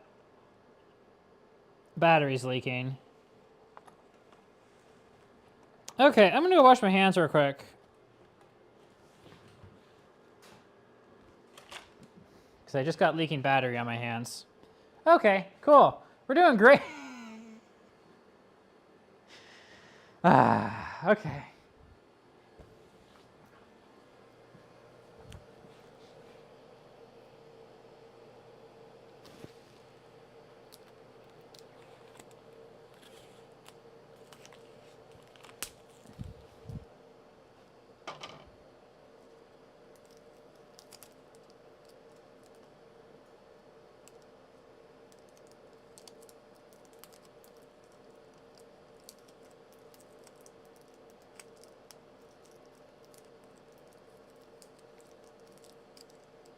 Isn't that great?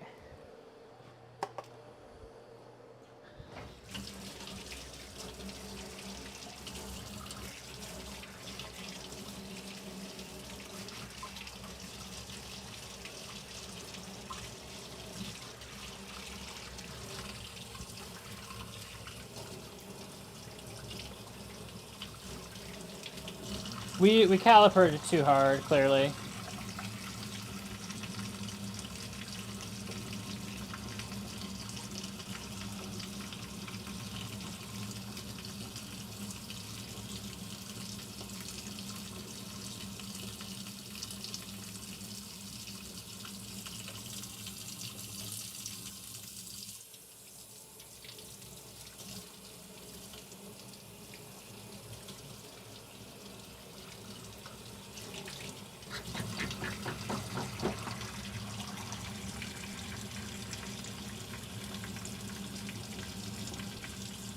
I love getting Harbor Freight button cell battery on me. That's really really like that.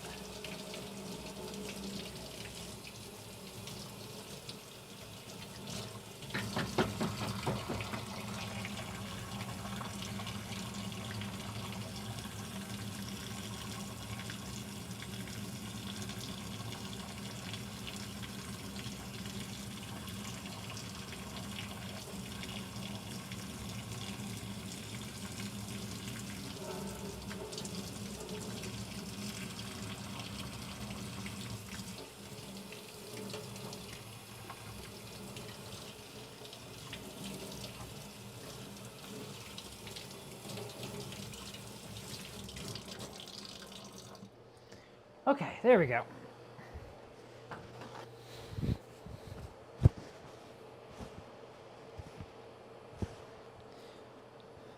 So let's find a third pair of calipers. Well, I got a second pair that's down here. Okay.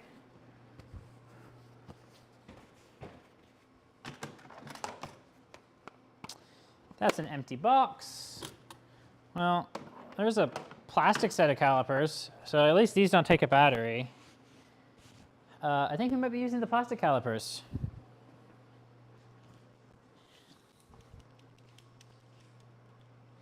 Although I do believe I have the other pair here. This is where I recall using the other pair.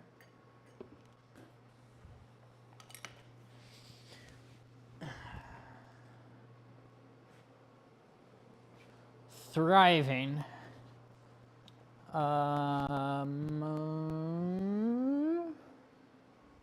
we just going to use the plastic calipers with the vernier?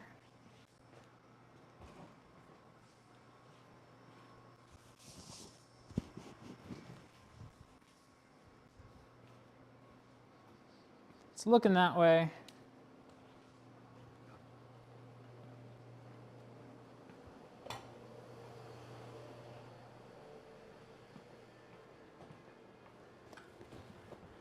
Do I have them out here for some reason already?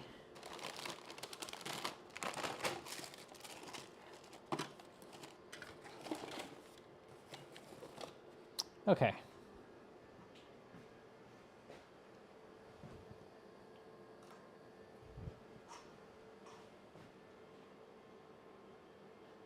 Were any of those measurements correct? Yeah, right? Okay, we've got these.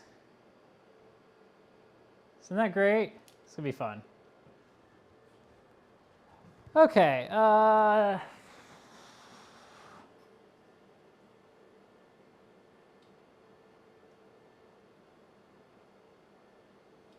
blue tower, 16 by 20. We're just gonna check that real quick.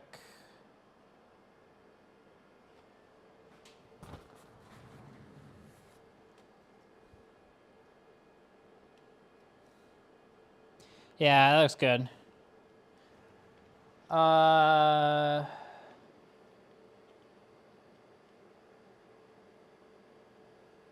Brown death bean, 25.5 by 50.5 approximate.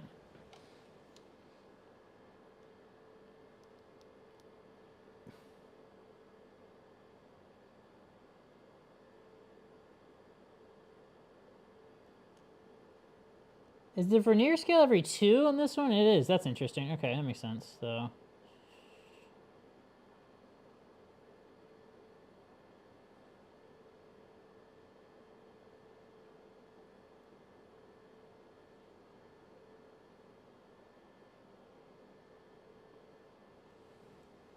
Yeah, it looks like we got the measurements correct on the ones we've done so far. Oh, sweet. Let's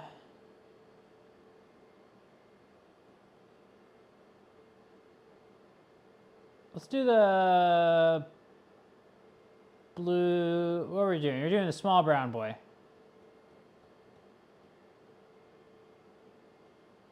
Okay, small brown boy. The smallest one. God, the vernier scale on this thing sucks. This is going to be fun.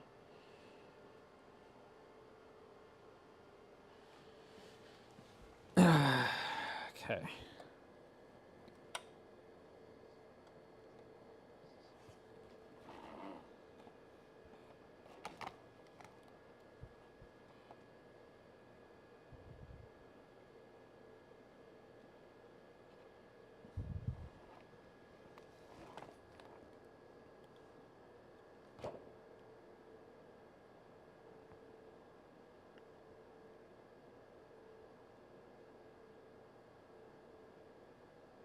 So that's like 11.25 it looks like.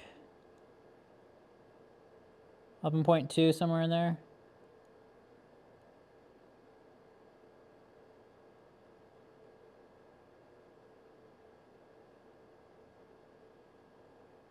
Maybe 3.5.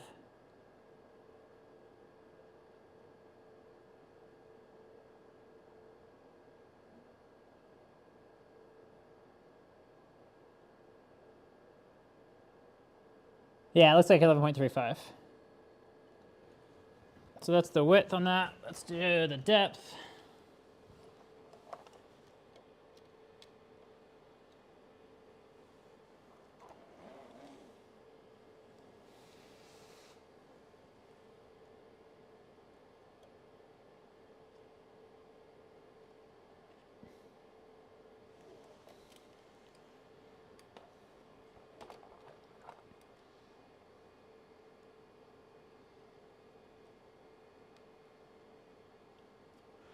That's going to be 12 point.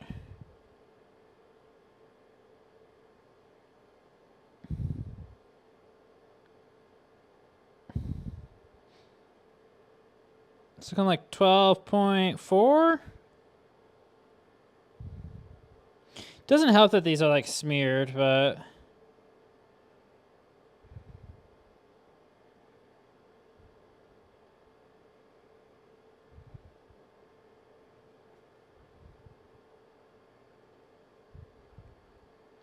yeah, it looks like 12.4. Okay. This is the, are we not tethered? We're tethered. Ah, I see, okay. This is the small brown boy. Very small.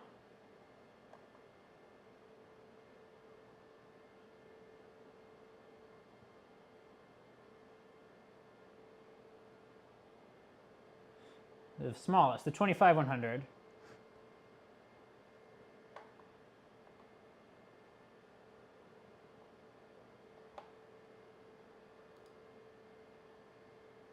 Yeah, that's the battery.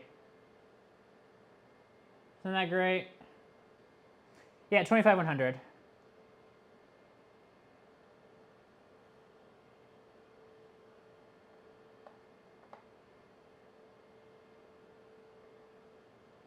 Okay, we're gonna do small brown boy, which is gonna be chunky A, which is the 25-330 next.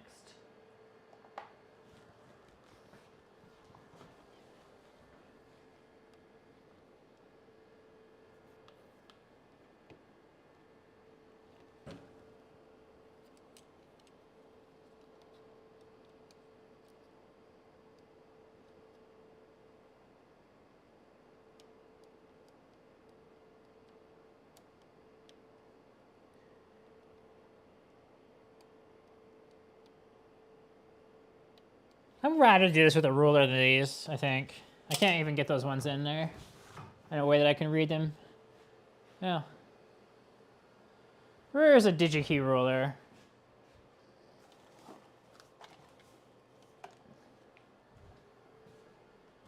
I thought I had one out.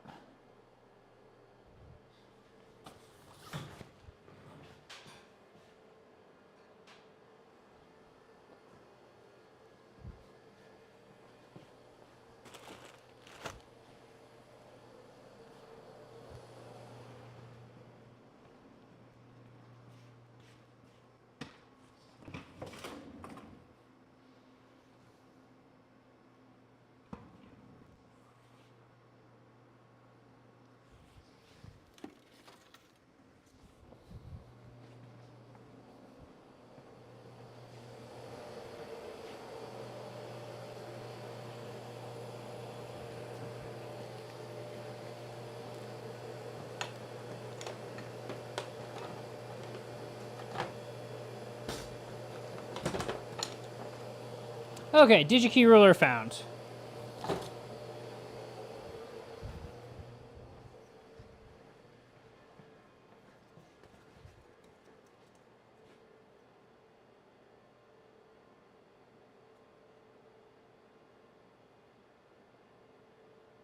The measurement on the 2500 doesn't match datasheet. Okay, we'll check that one again with a ruler, because I trust that more than that stupid thing.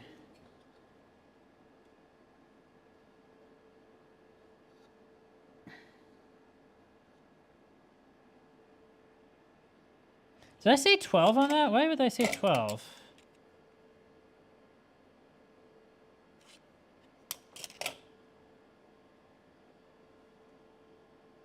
Okay, it's 6 something. It's like 6.25. So this is the 25100.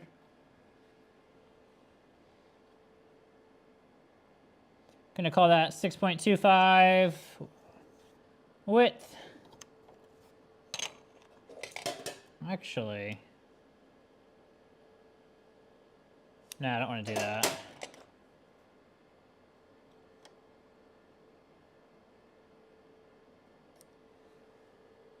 So the 6.25 and 12.5 make more sense for the 25100.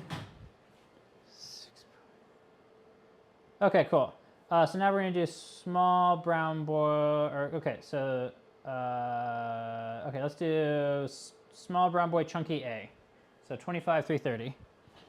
25330. That's going to be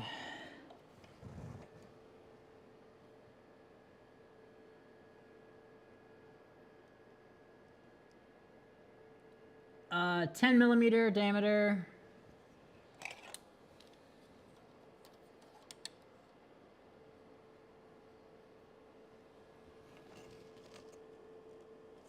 Yeah, 10 millimeter diameter, and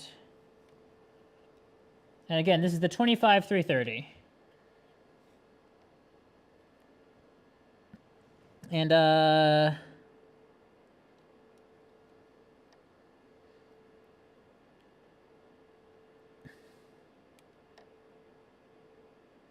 13.75 height. Sorry, 14.75 height. 14.75 height on that one.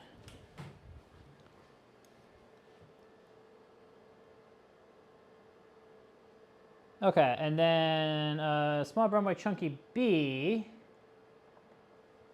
which is the 35220. 35220. The height on that is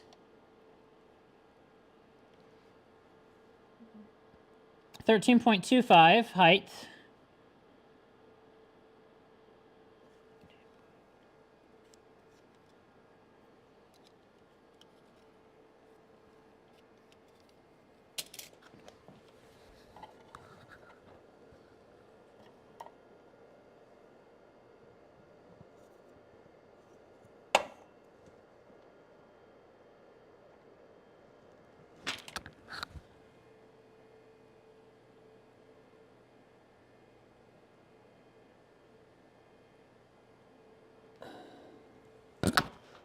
And approximately 10 diameter.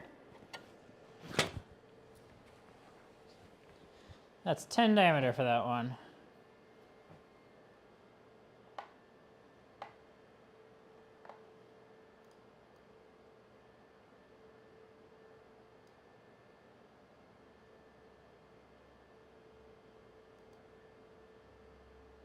So let's do the big brown boy B, which is the PFC card. Oh, hello, garbage truck. Okay, PFC card. 450, 470. Diameter on that is 35, and the height, that's 35 for height, or sorry, 35 for diameter, and height is 51.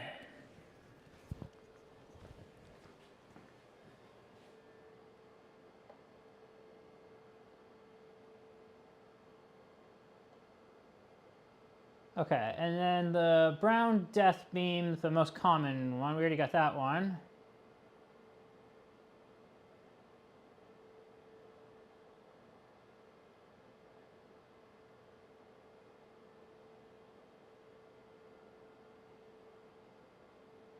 And then the oddball one. Presumably the oddball one is like interchangeable with the other ones, but we'll just verify. So the height, we're doing this one out of order. The height on the oddball is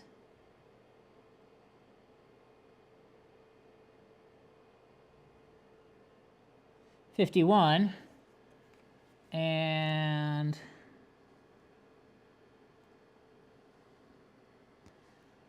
the diameter is 25. So 25 and 51.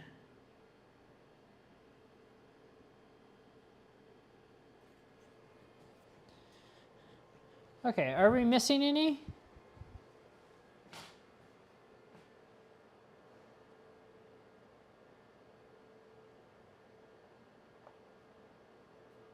That is rude that they don't give us any part numbers.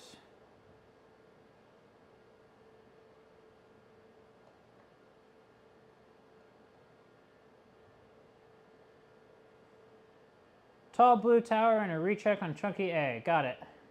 Okay, we're gonna need a tall blue tower, which is the 35680.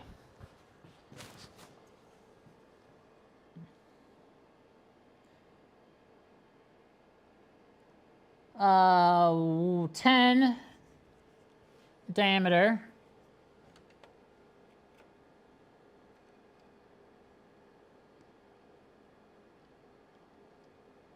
.28.5 height. So that's 10 diameter, 28.5 height. Blue tower tall. And then chunky A.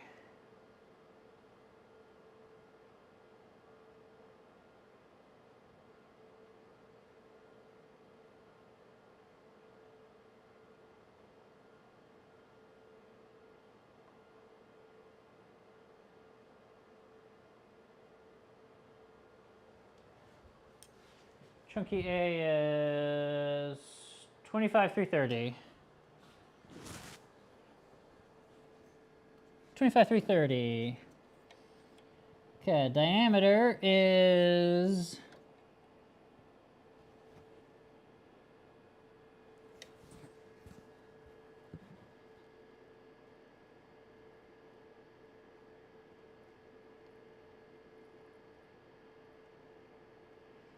10 and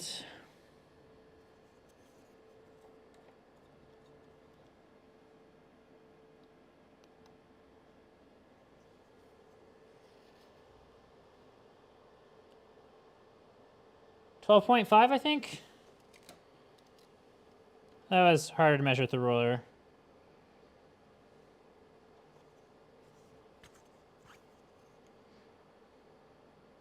It's not 12.5 on height. 14.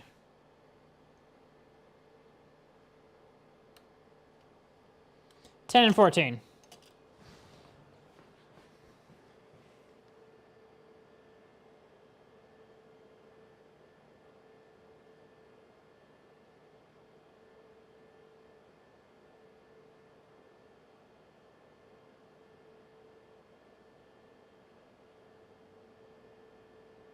$12 gives us a match? 12.5? Okay, let me see how.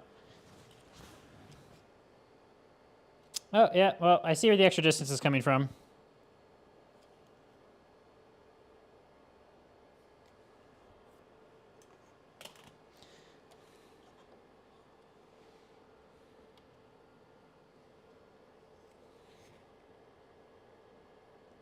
Does 13.5 give you a match, or is it just 12.5? Actually, it might be 12.5. Yeah, I think you're right. I think this one's sticking out from the PCB a bit. How close is the nearest one in height? Is it like really close? Okay, yeah, 12 point. It's the 12.5 one. So, Okay, cool. So I think we got the capacitors specified, so we just need to count them, right? Am I mistaken?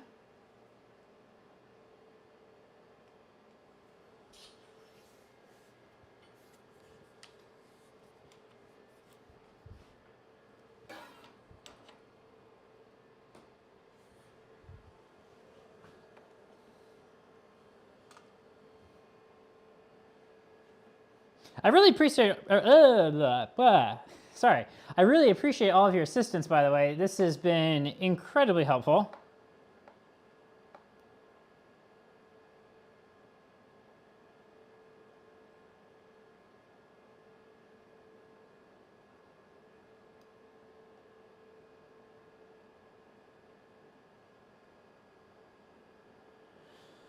So the oddball, I think we're going to replace. I'm pretty sure the oddball is the same as the big brown A, the brown death beam, the 450, 220. It's using the exact same spot, so.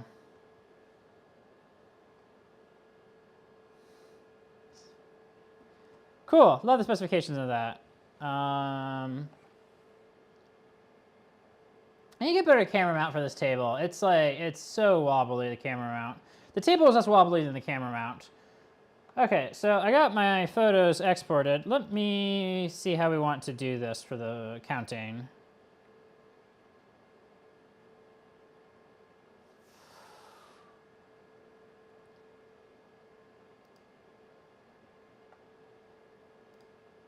I'm gonna airdrop those all to me on my iPad, and then go from there.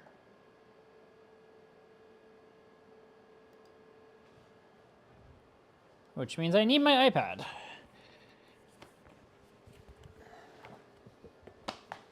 Which is dead, because of course it is. Okay, let me get a cable to plug this in with.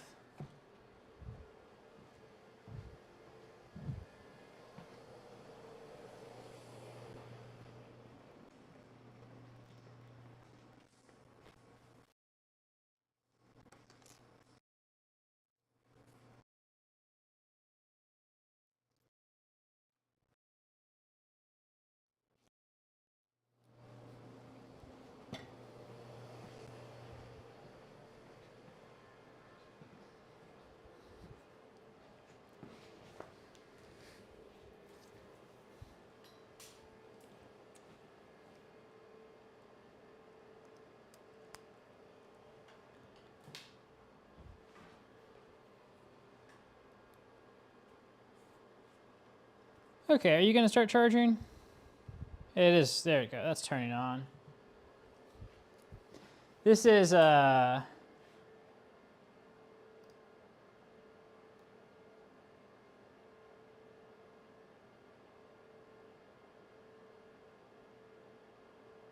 didn't say you weren't good at documentation. This is great. This is excellent documentation.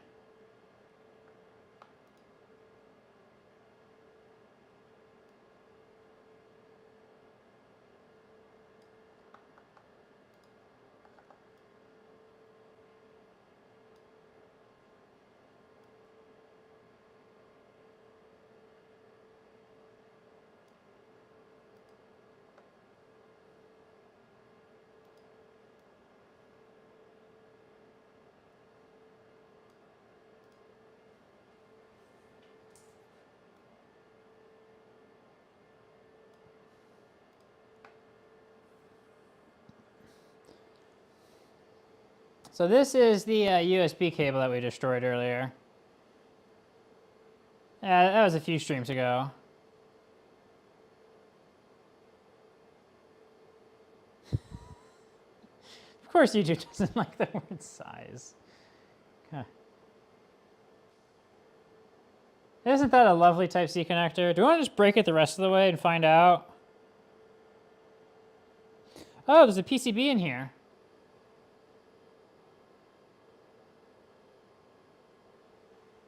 Actually, I have a macro lens on a camera. I could just be using that.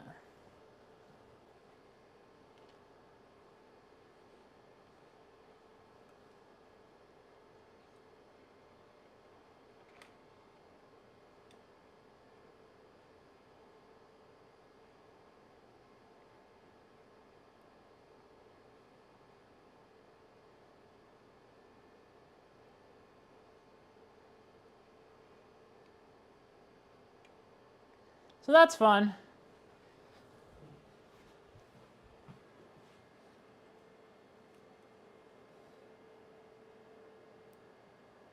Oh, we're actually, we were pulling pins out.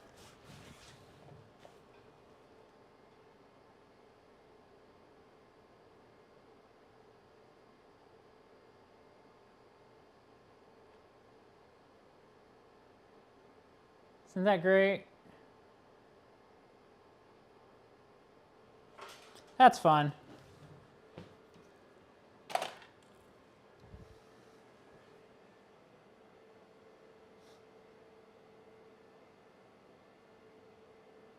I'm glad that we live in 2025 and we get PC and we get micros in all of our Type-C cables.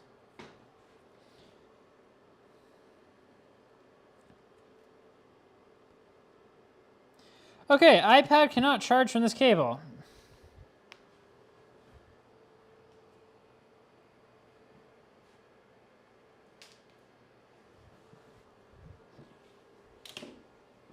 Okay, let's switch this camera back to video mode. We'll run the camera on the sketchy cable that can't provide enough current.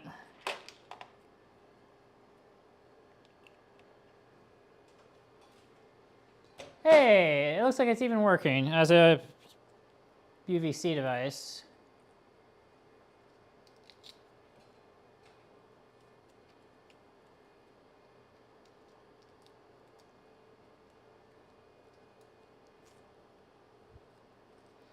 And then we'll use the substantially nicer USB cable for the iPad, and hopefully that will charge it.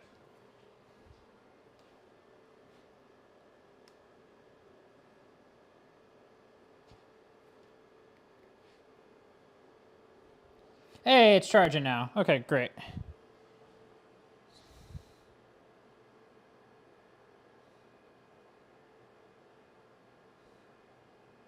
And it died. I didn't swap the cable fast enough.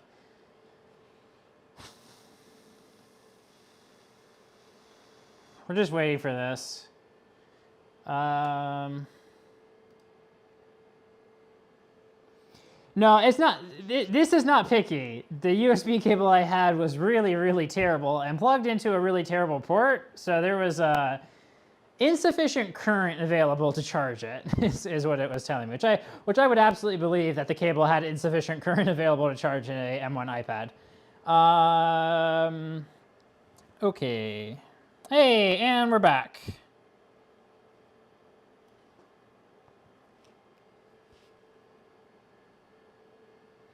Okay. Let me look at the whole note. I think it looks pretty good from what I've been seeing.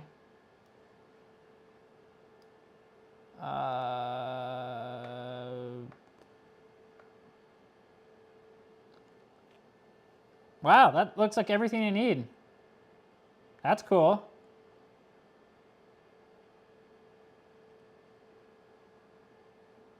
I like that.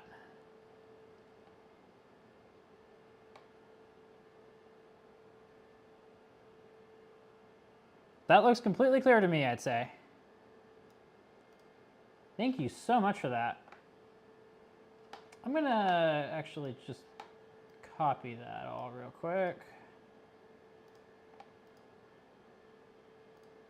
Just to make sure I have it somewhere that's not a completely publicly accessible document that anybody could delete everything in.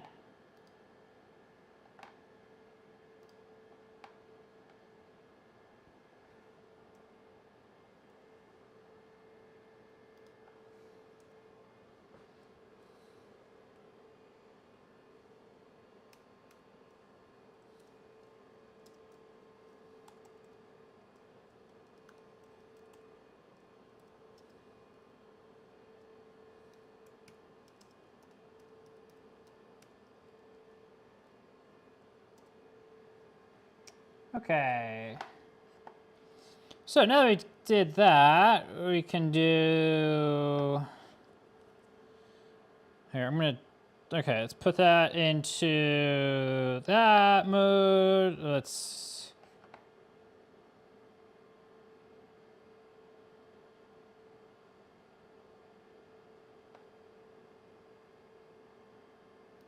Finder, right click, share, air boop.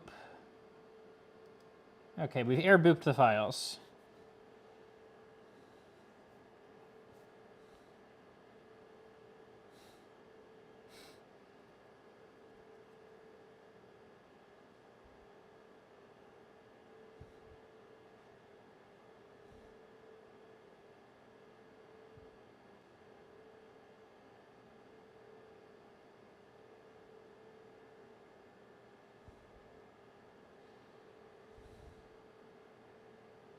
So there's one. It's going to take a sec. There's two.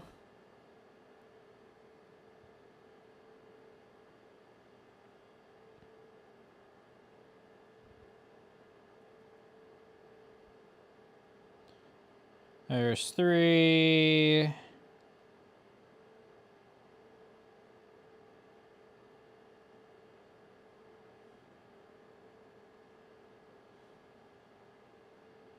There's four. I should do these in a different order. I should do them in the actual order they're in.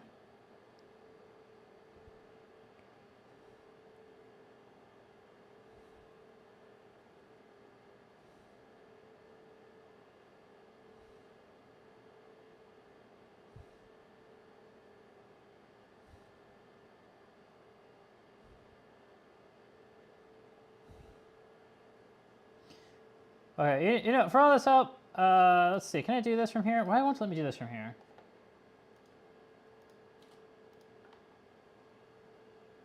How did I lose like two things at once there? Okay, that was weird. I hereby knight thee as moderator, I think.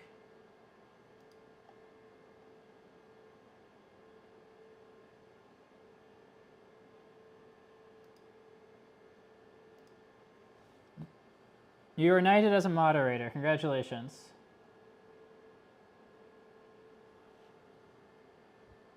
Now nobody has to approve your messages when you try to specify capacitors too hard for YouTube.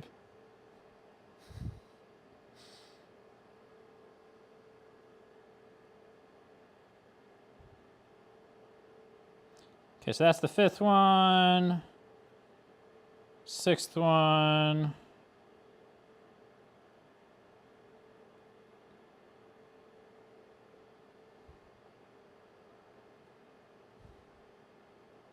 Seventh one.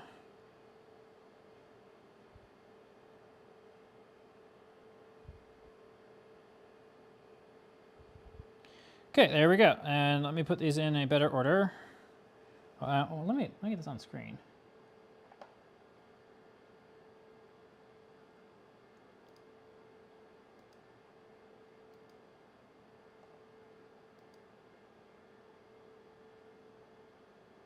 Oh, we lost the R6. Why did we lose the R6?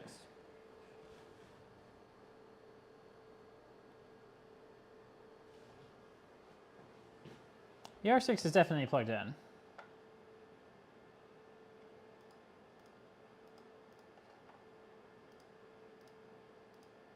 It does not see the R6. Okay. But the R6, it doesn't see the R6, but the R6 does think it's in UVC mode. So that's suspicious.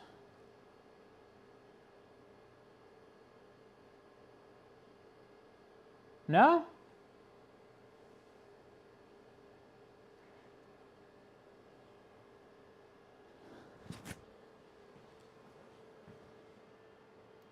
I feel like we might have gotten a really bad power-only USB cable, and that's why the R6 isn't working.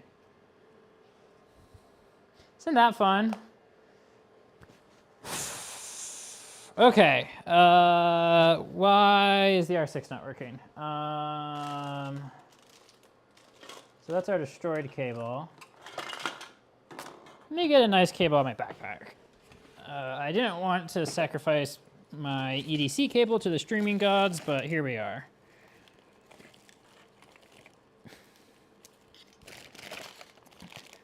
Actually, I think that was my EDC cable. Nope, it wasn't. Nope, it was. Maybe. Maybe I have another one. There we go. Oh, that's a Type C to Type C. I need a Type A to Type C.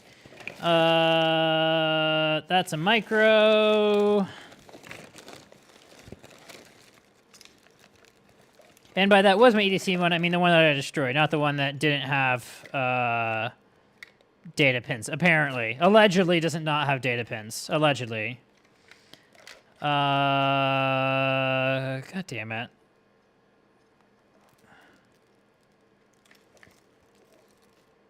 And for those of you who are wondering, I do carry a RS-232 converter in my backpack. Because that's how you talk to microscopes. And you never know when you're going to need to talk to a microscope.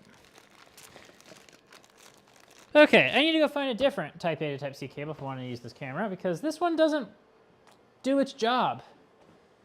Yeah, I haven't purchased any of these cables, I feel like. These have just, like, come with things for these Type A to Type Cs. The whole reason I'm using a Type A to Type C right now is a little bit sketchy, but it's fine. Okay, we have another Type A to Type C, although this one does also feel pretty cheap, so I don't have high hopes.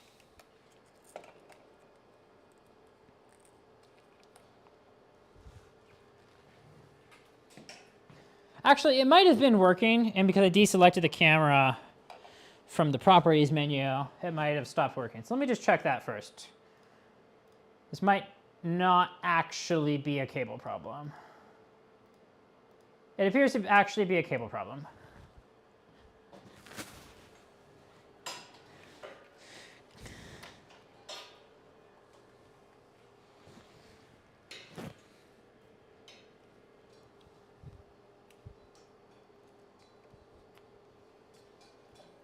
Okay, camera is in UVC mode.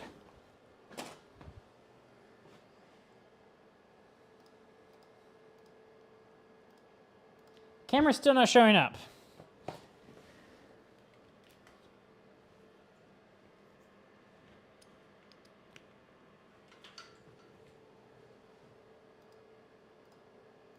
Camera's still not showing up.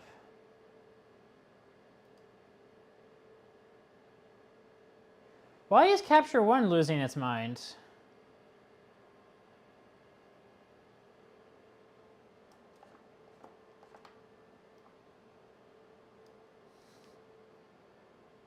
Yeah, my backpack cables are a complete rat's nest.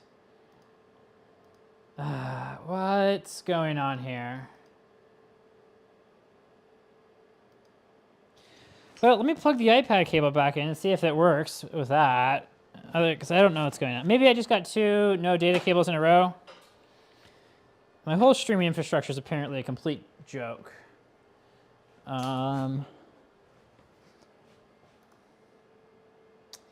Okay, it is the cable, because that brought the camera back. Come on, just... So the reason I'm using this weird cable... well, it's not... It is weird to be using a USB Type A to Type C these days.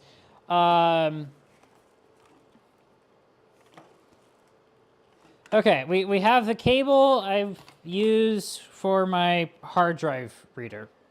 That's definitely a data cable. Okay.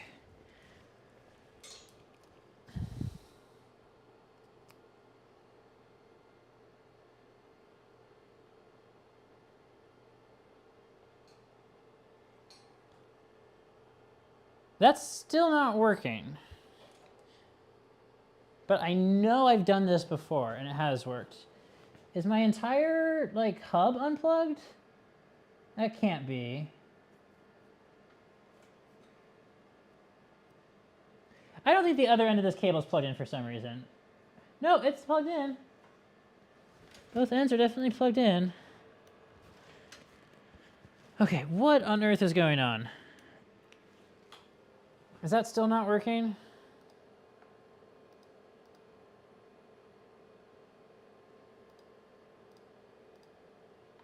There's two, oh, when I plugged it in on this, okay. When I play, so The port I'm using for the camera now is on a Thunderbolt hub, and it was actually showing up as an entirely different device ID in OBS, because apparently that's how USB works.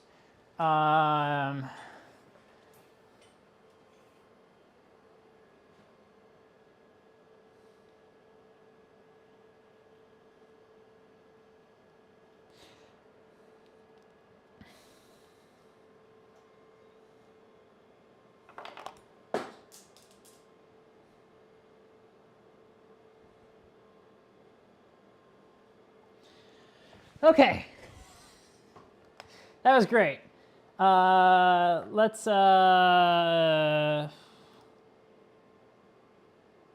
the iPad's not showing up.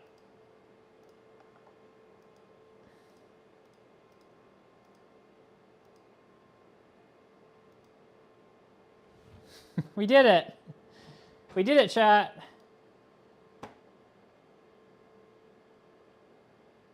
Okay. Great success.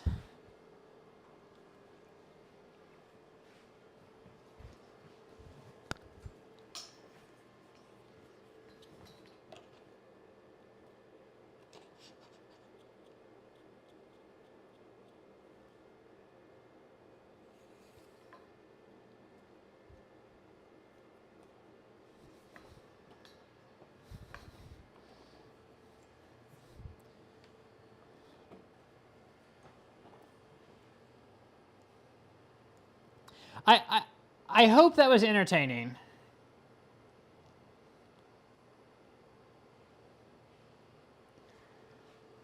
Are you not entertained? No, ignore the no card and camera thing, sorry. I didn't know that would pop up, actually.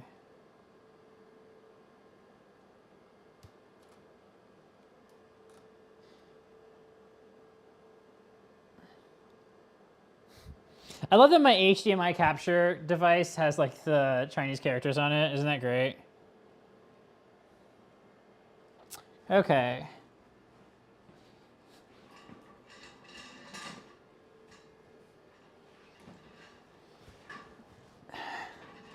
So, where are we?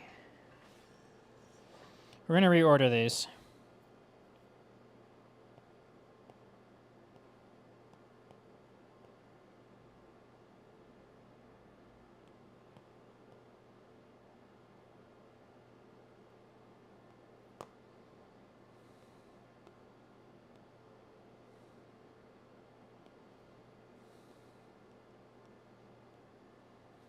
We're gonna add a little bit of space just so it's clear which one's which. So I'm putting them in like the actual order they are.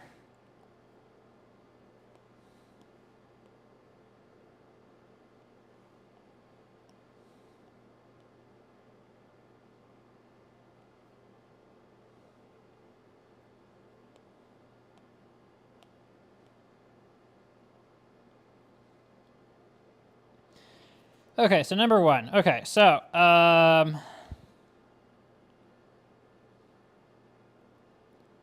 do we want to do this?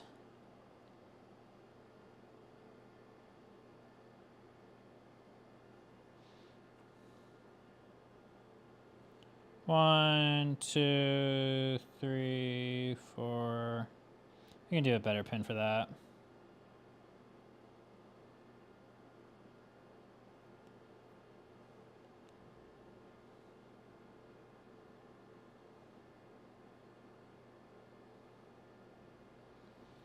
So 1, 2, 3, 4, 5, 6, 7. I'm kind of doing this in a chaotic order. 8, 9, 10, 11, 12, 13, 14, 15, 16. Okay, so we got 16 of those. Can share, I agree with that. 1, 2, 3, 4, 5, 6. Yep, okay. And then we got 1, Oh, there's a hidden one down here. 2, 3, 4 of those. We have 1 of those and 1 of those.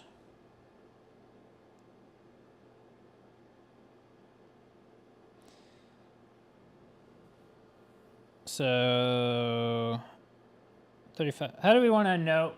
How would you like me to note which count is for what?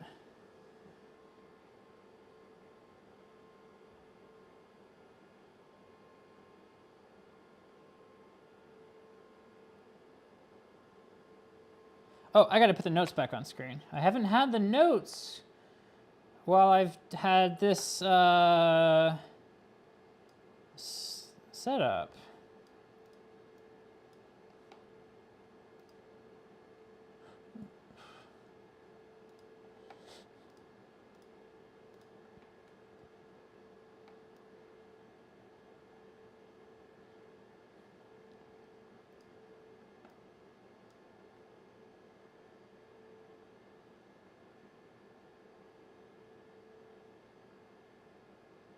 Ah, it's easy. It's already configured. We already got it done.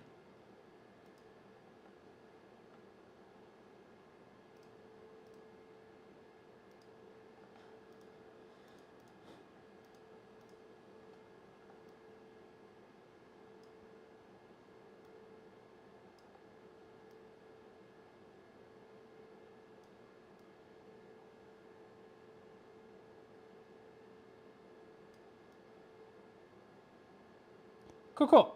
See you when you get back.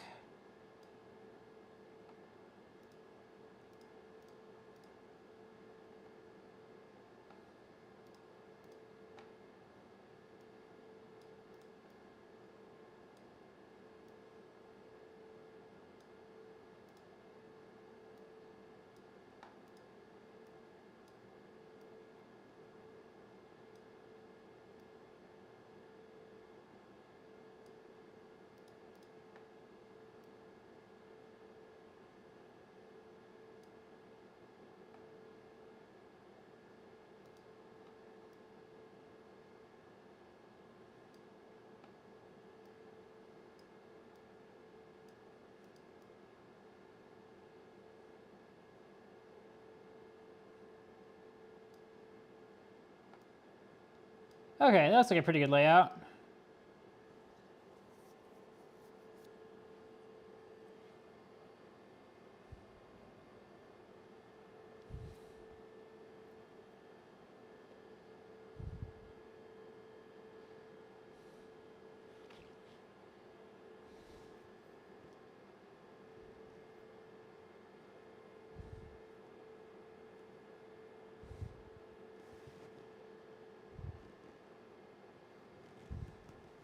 So I'm just gonna work on totals for now. We'll figure out what the totals line up with in a second.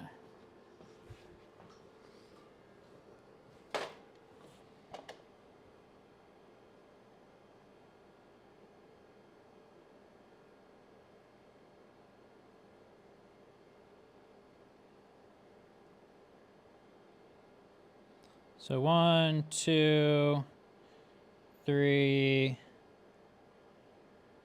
4, 5, 6, 7,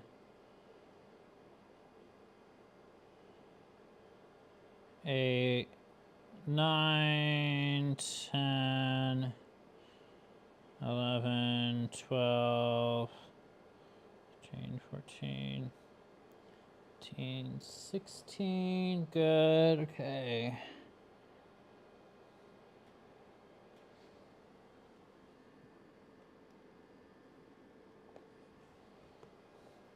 One, two, 1, 2, 3, 4.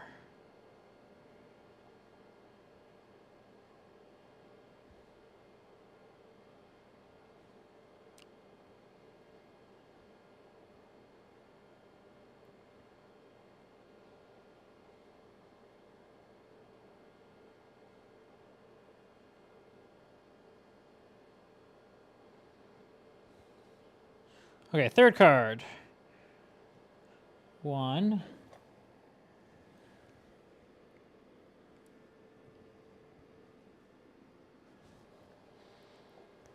2.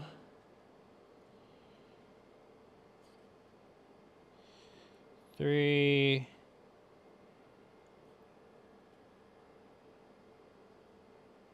4, 5, 6. Really?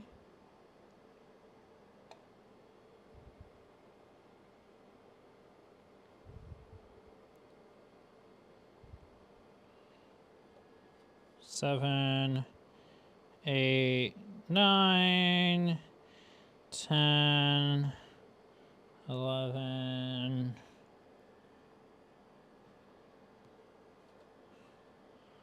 12,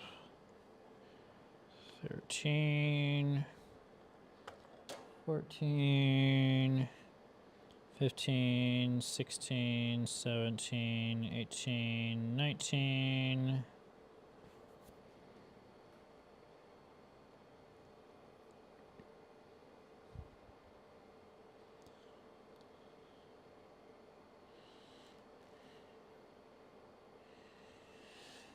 Okay.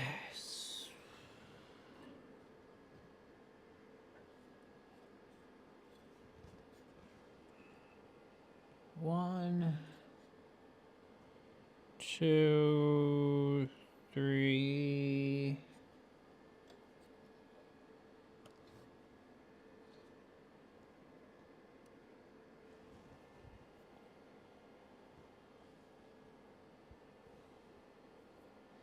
1, 1. And there's a small one too. That's the only small one I saw anywhere around here. Yeah.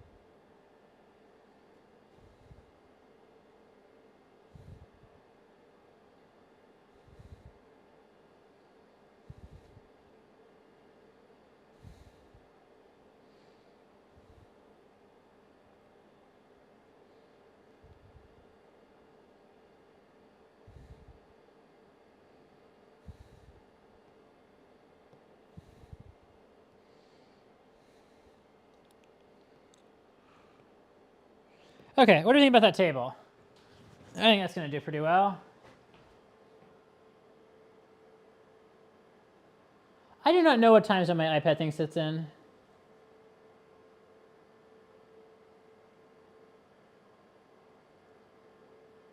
I'm flying too close to the sun. Well, it's working, so.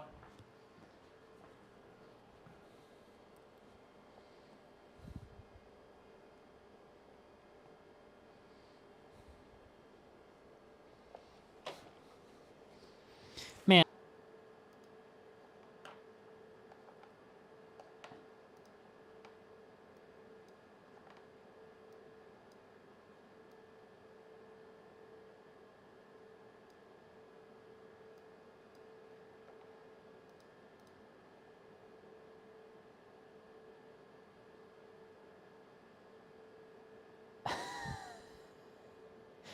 OBS just crashed. Like it just straight up crashed. Like I don't even think I was standing here when it crashed.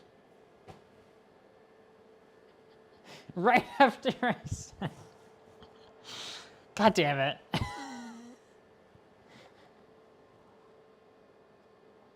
I absolutely jinxed it. I absolutely jinxed it. Oh my God. I complete.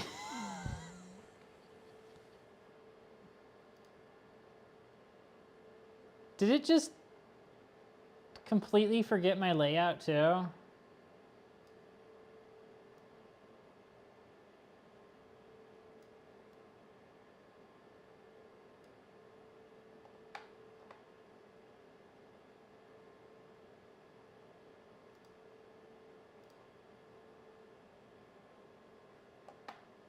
Where's the iPad?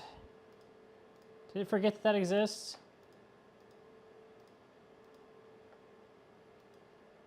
Is it just locked? It's probably just locked.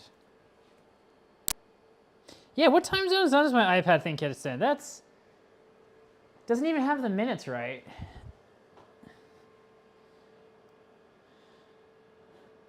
Okay, why did it? I don't know why it forgot the layout. That's silly.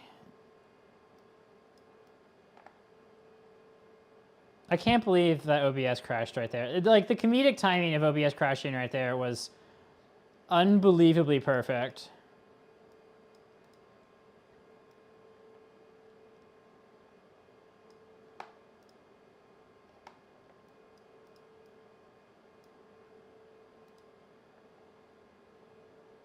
Yeah, pretty much is what I'm thinking.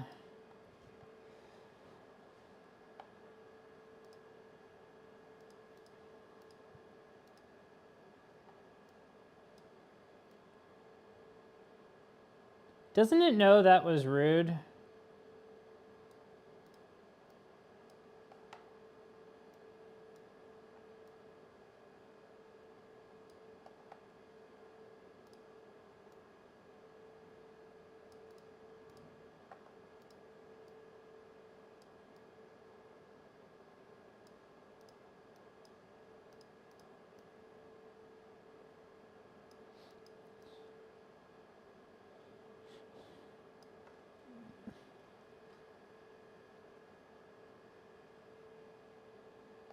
Okay.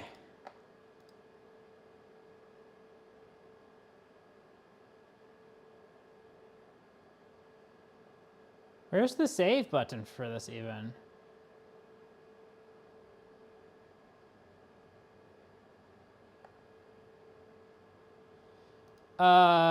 Two.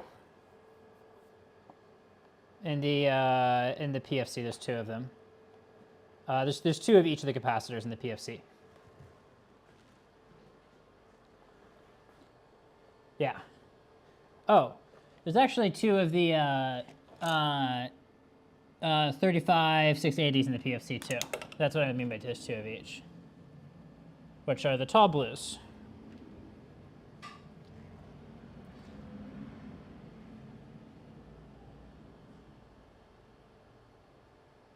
That can't be right, guy. My iPad already thinks it's at 100% battery. There's no way. It was dead when we started. It didn't charge that. Have I been doing this for that long? No, I haven't had the iPad out for long enough for it to charge to 100%. There's no way. That's weird.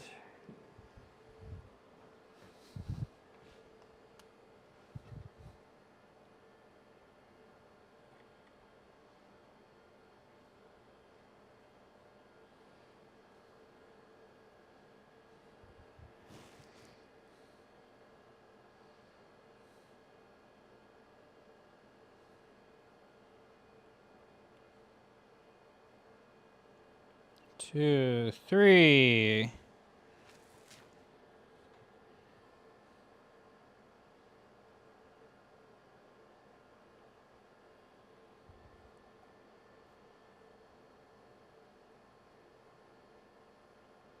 Eight, nine.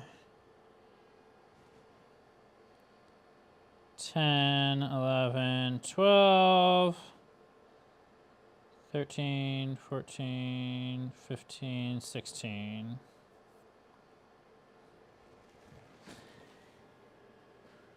Okay, are there any more? Nope. Okay, so there's 16 of the 35 680s. Okay, 35 220.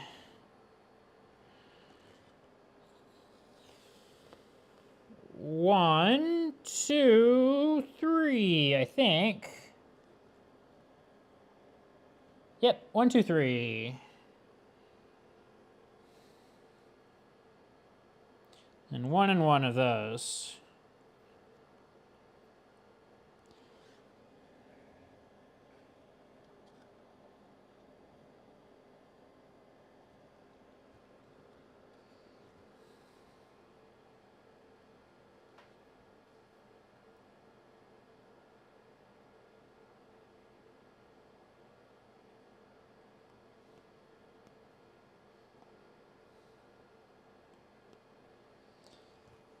Okay, cool. OBS is still working. Love to see it. iPad is eye confused. I agree. It seems very confused.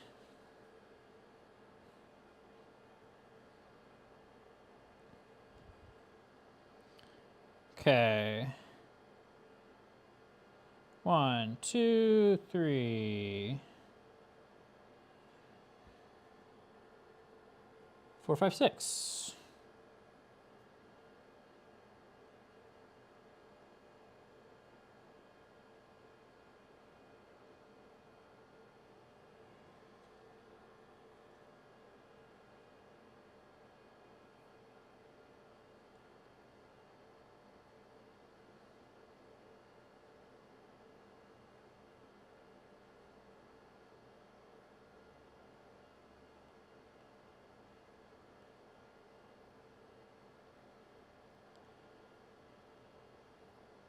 One, 2, 3, 4, 5, 6.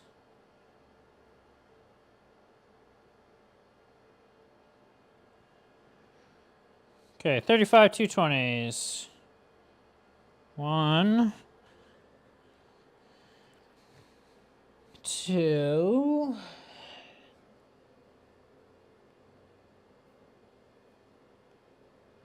3.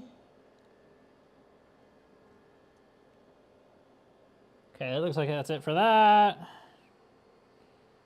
1, 2. Nope, 1, 1. 1, 1.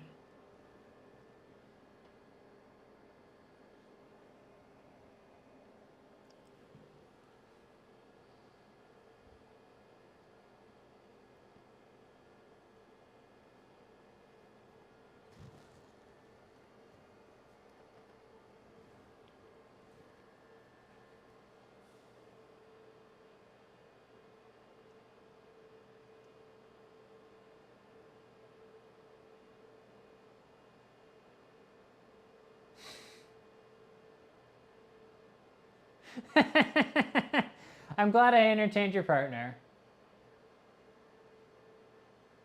iPad is eye confused? Yeah. Well, chat looks like OBS crashed. It hasn't again, so that's good.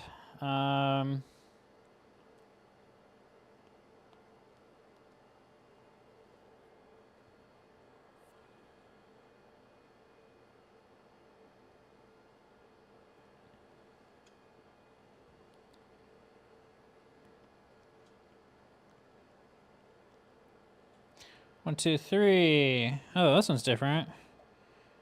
4, 5, 6, 7.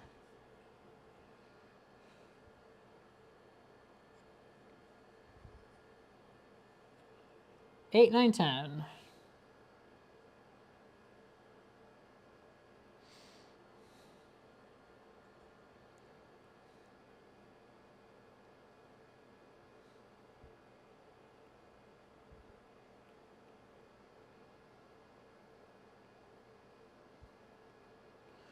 1, 2.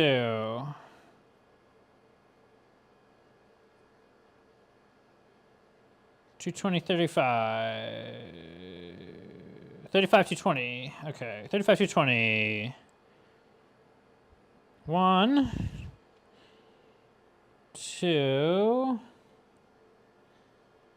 3.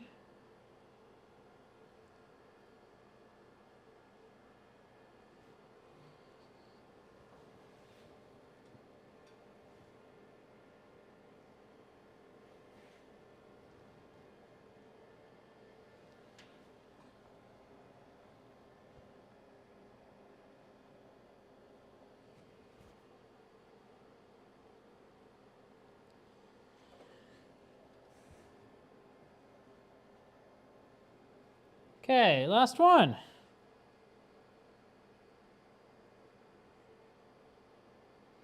One, 2, 3, 4, 5, 6. 1, 2, 3, 4, 5, 6, 7, 8, 9, 10, 11, 12. 10, 11, 12.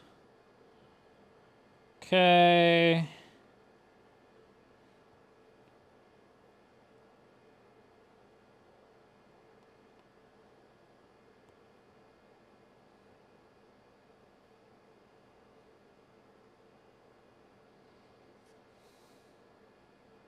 $35 to $20.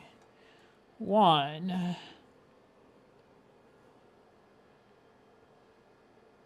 2, 3,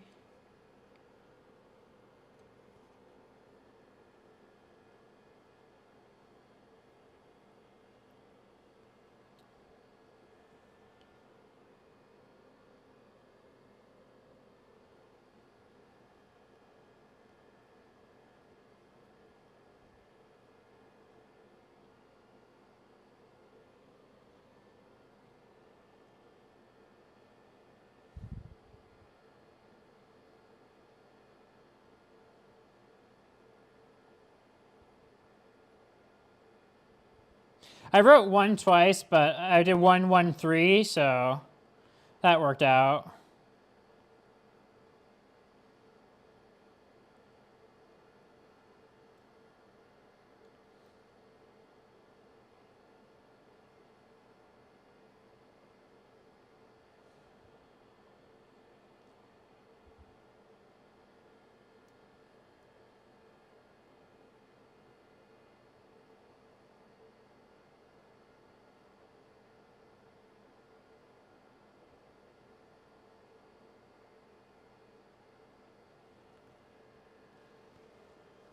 Welcome to the stream.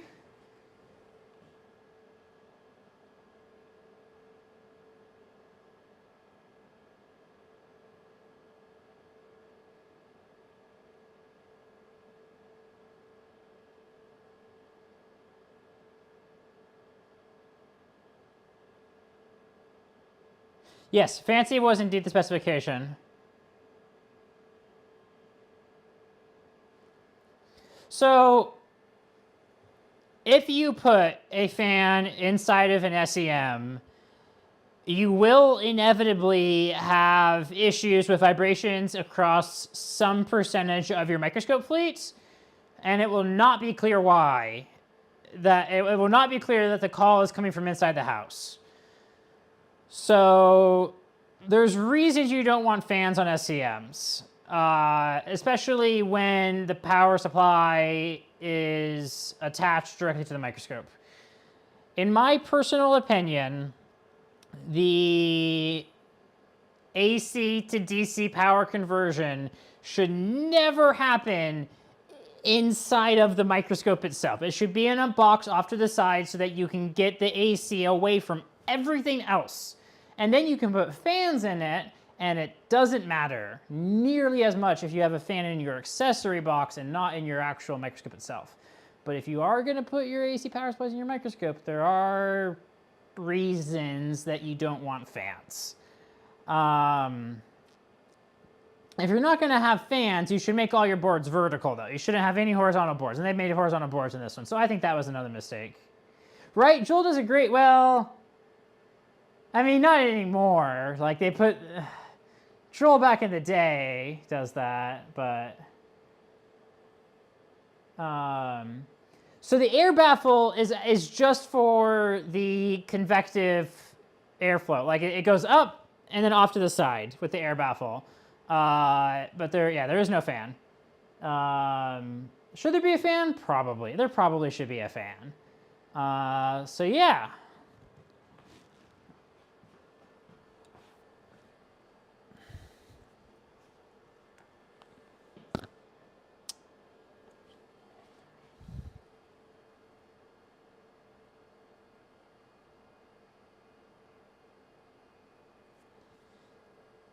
Yeah, the battery in this thing is not okay if it's staying 100% already. That's kind of, that's not good. Something weird happened.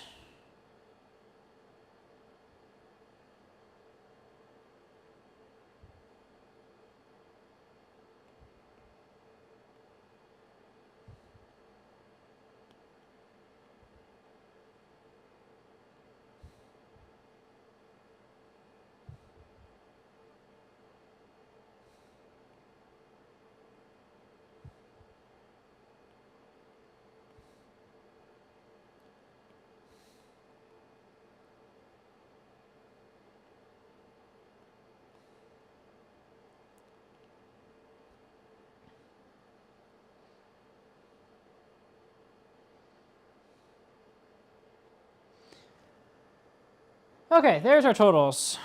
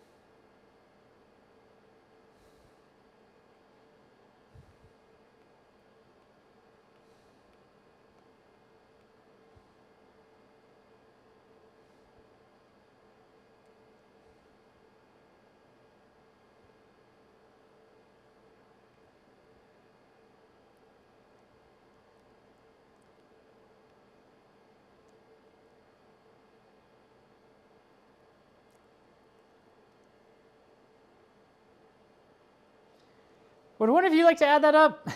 Because I don't feel like doing mental math tonight.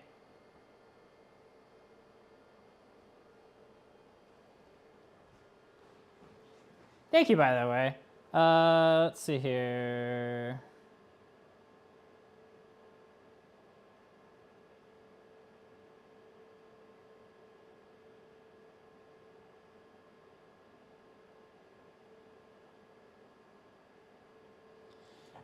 Yeah.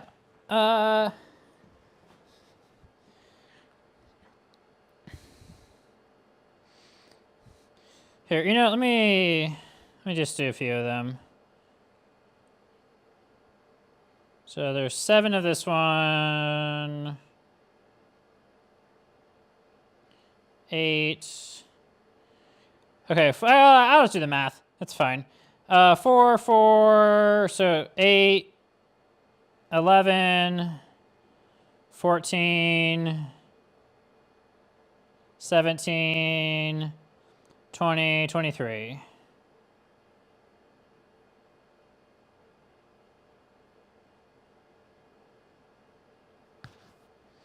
And I'll read them to you too. Okay, so we got 16.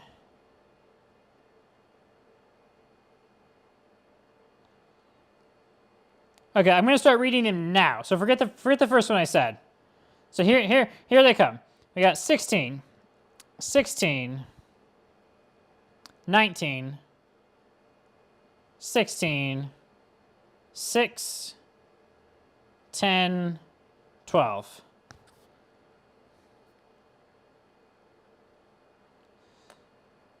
So that would be, you should have seven values. So that's going to be 32 plus 19, 40, 51 plus 16, 60. 51 plus 16, so 67. Plus 6, 73, 80, 73, 83, 95. Okay, I got 95. What did you get? Did you get 95? Okay, we both got 95. Cool.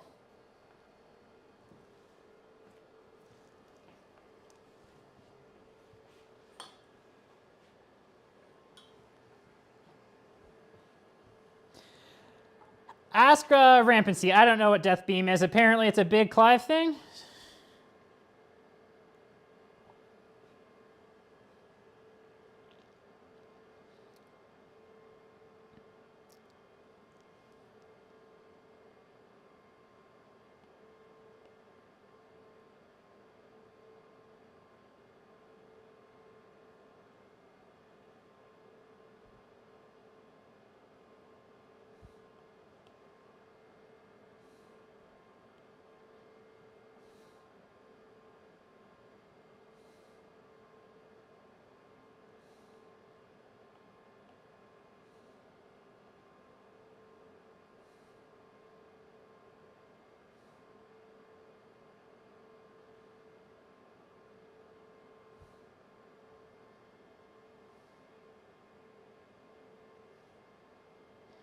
Okay, I believe that is our count.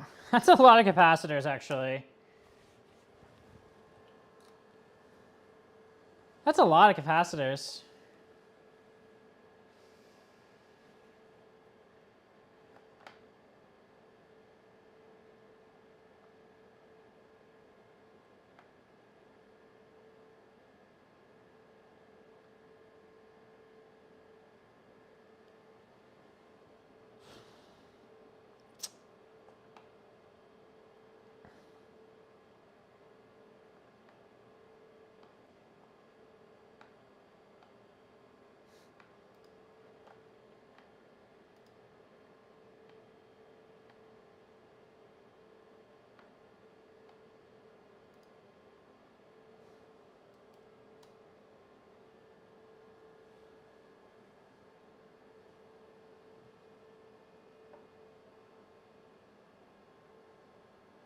Yeah, measuring temps aside is a good idea. Like I gotta get the microscope all up and into like a high current draw or moderate current draw state to do that.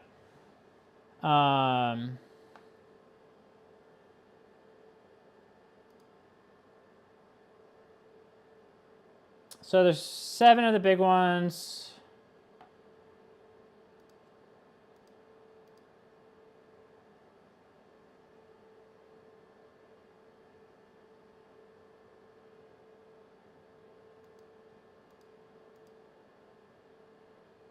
PFC big, chunky brown A, B.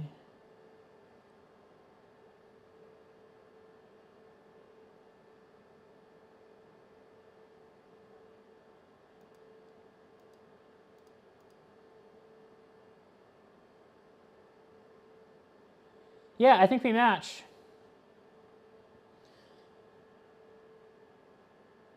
That's... The amount of soldering if I do this is so much. It's so much soldering.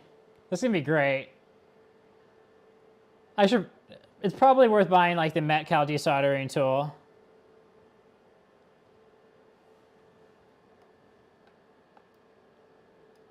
I'm gonna reorder this just to the top so that we can all see it on stream.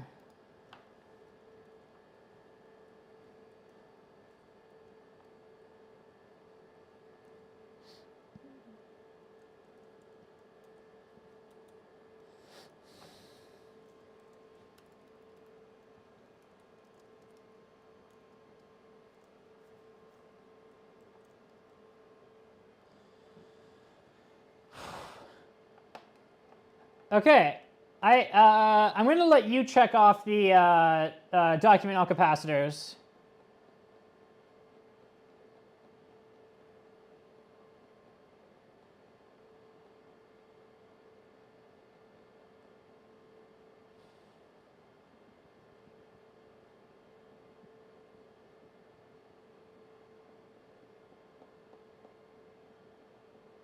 Pump in base station. What do you mean pump in base station?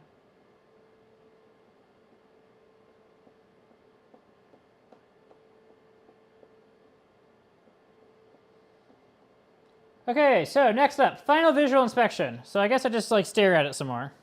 I've been staring at it a lot, which is good. That's how you find things.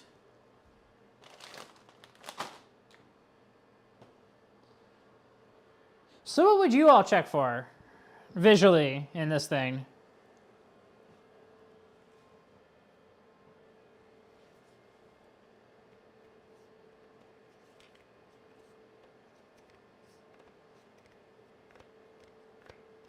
Ah, yes, I have the Hako one where everything is in the handle, or the gun style one. I probably want to get the Metcal or the JB. Probably want to get the JBC. I think JBC is supplanting Metcal. It seems like. It turns out you didn't need the Curie effect tip thing. You just needed good PID control and a fast temperature response on your thermal sensor.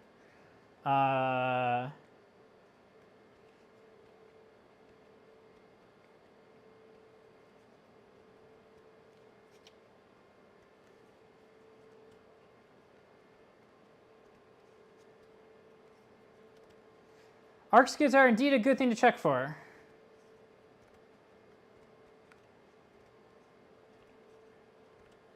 This is a great, the locking tilt on this, great fidget toy.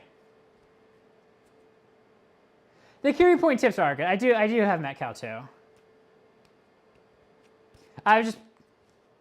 The JBC ecosystem is pretty nice and growing, whereas like Metcal releases their new like variable temperature iron and then doesn't release any accessories for it. So I feel burned getting the new variable temperature Metcal. I'm like, should have got the JBC.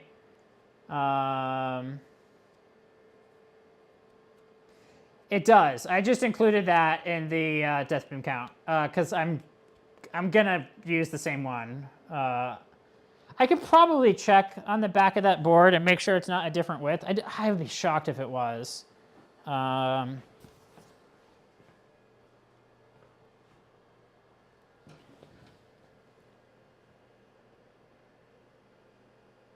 It visually looks like it's the same lead width, but we can check that.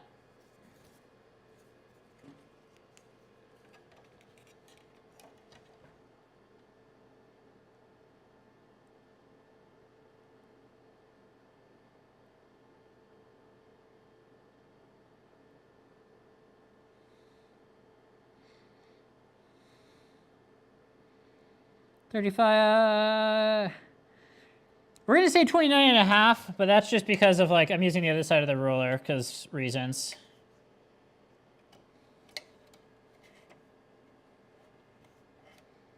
Huh.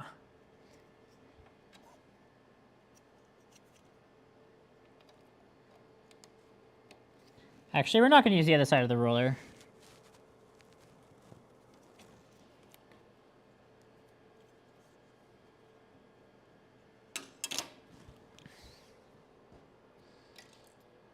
We're going to use a piece of wood.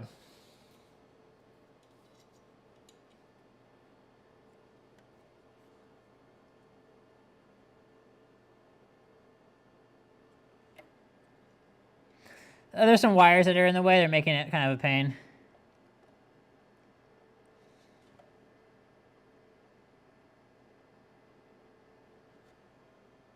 Okay, leads are the same width apart on those two. So we're just going to use the same one.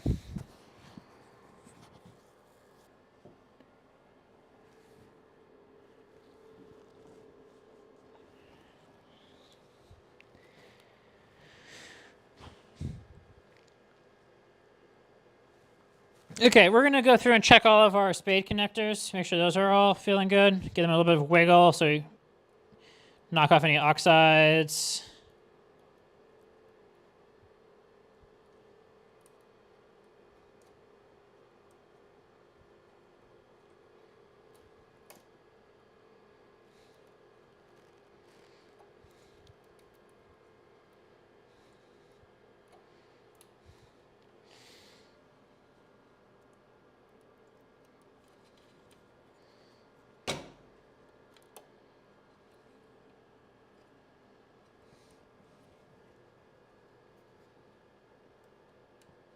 Hey!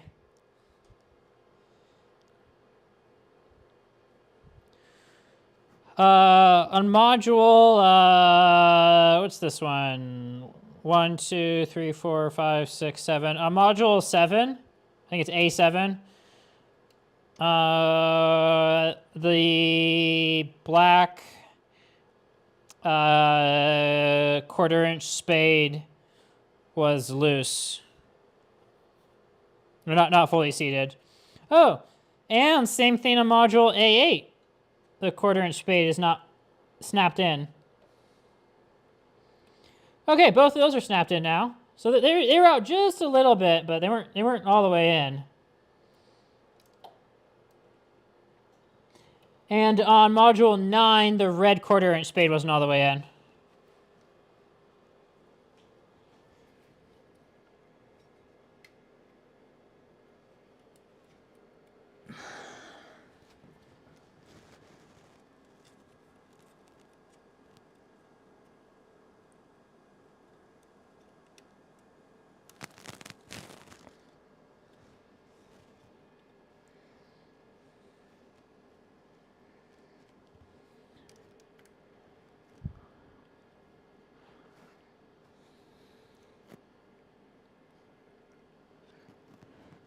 Okay, mate and lock looks good. I think it's mate and lock. That looks like mate and lock.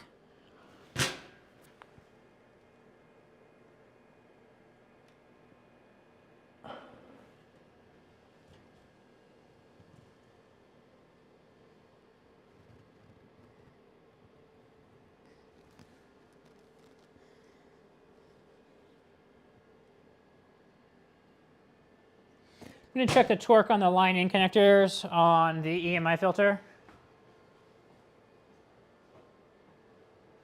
Noted, thank you.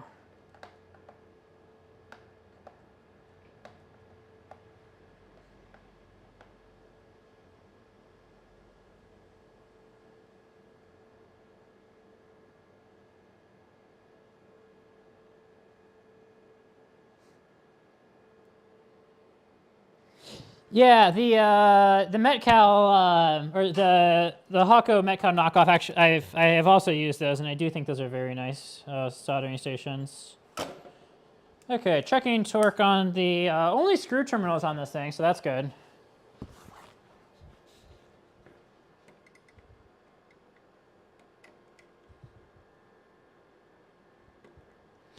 Wrong screwdriver bit.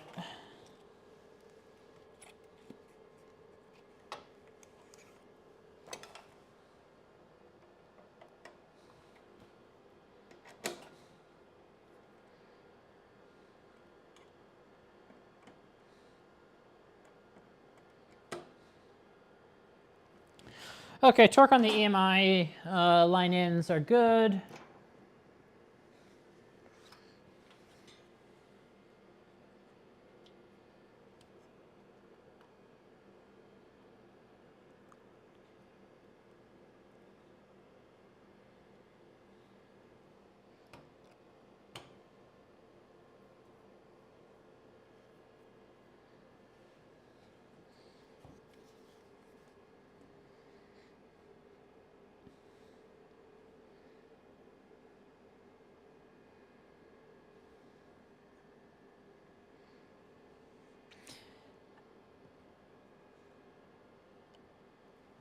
I found 2 more capacitors. 2 more capacitors have been discovered.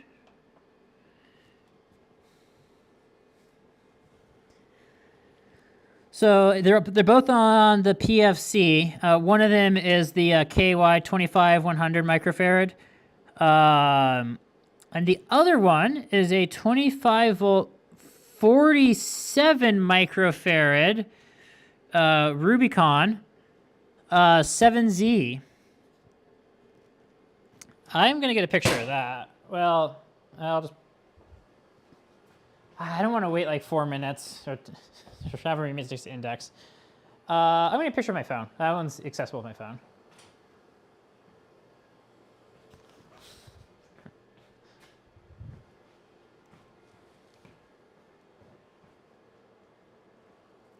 I know, we found another capacitor. I'm so sorry.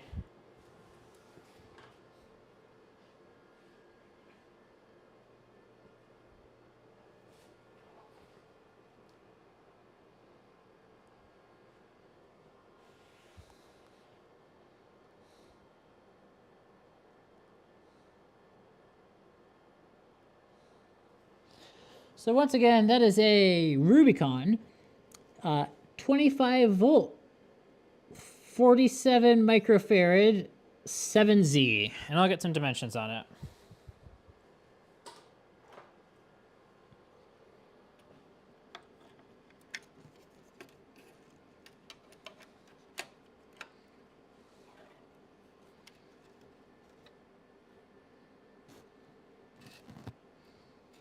It is not easy to get the ruler into this one. There we go.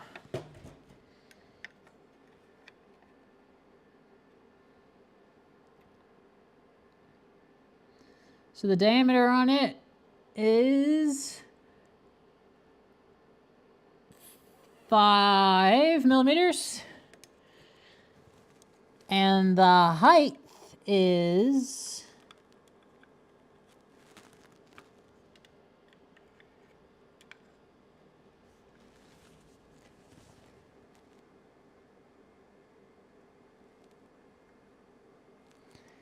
'I think just shy of 12 millimeters. I kind of had to have the ruler at an angle there. So that's 5 and 12. Did we get all that? Okay, let me know if you need any of that information again.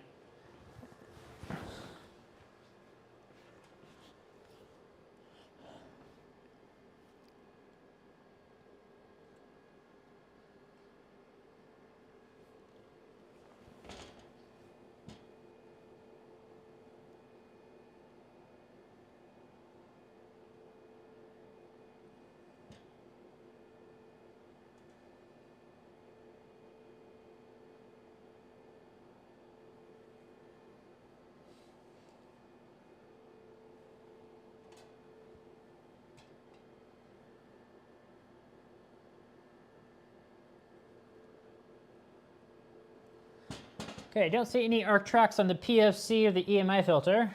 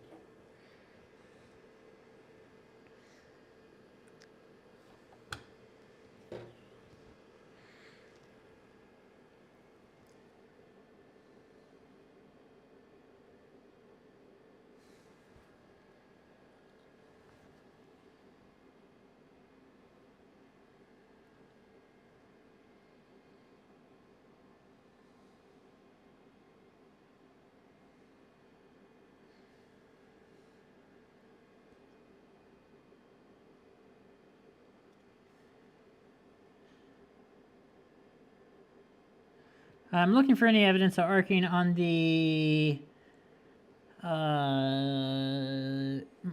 power supply modules now on the high voltage side.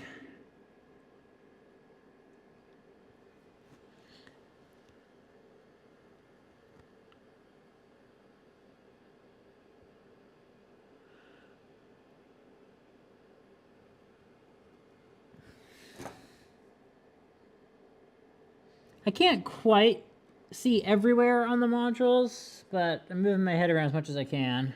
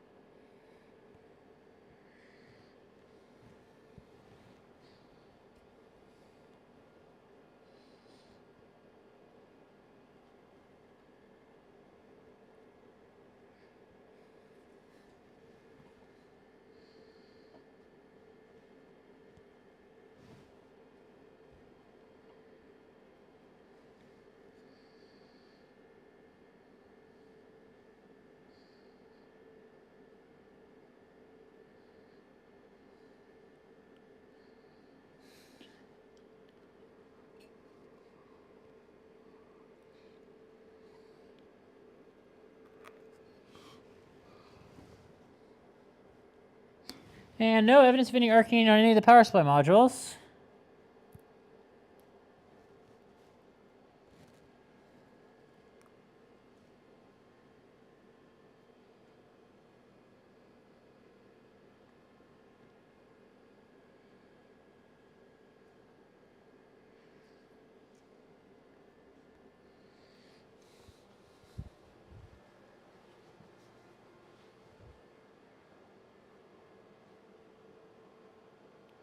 I'm not sure about 7Z. Could it be 7L? Let me check.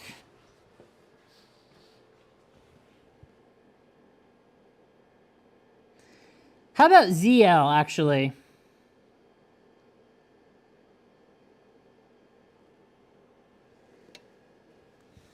I thought I was upside down. I think it's ZL. Yeah, you're right, it's ZL. The lid actually doesn't like get nearby anything, but the lid's a good idea. I mean, it does get kind of near stuff, but.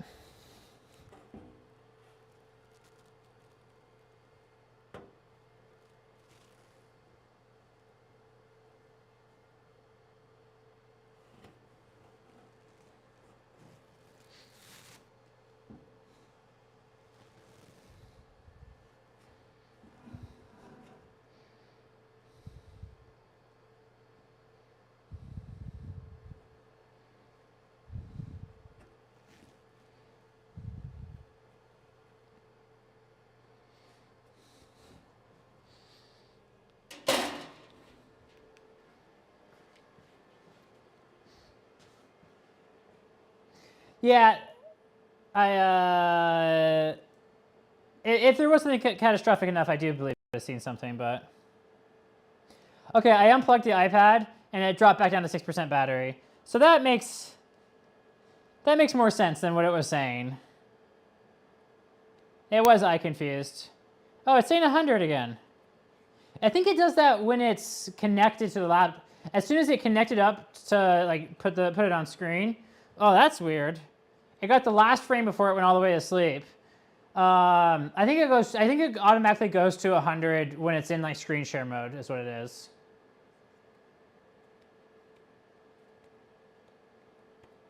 I appreciate you being a Google Food Master. It's charging over a 16-foot USB-C cable that's on an adapter off of a Mac, so it's probably only like a 5-watt charger. It was pretty low when we started, if that makes sense. So okay.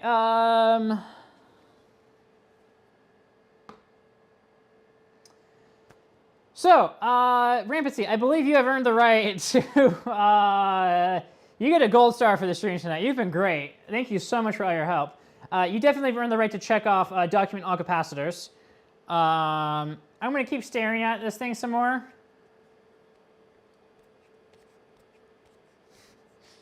Shout out to Rubicon. We love that. And then final visual inspection. And then something I've been debating is, do I want to use the compressed air to blow out the dust? There's not a lot of dust. There's a little bit. I thought there was less dust originally because when I was looking at this side of the supply, it wasn't very bad.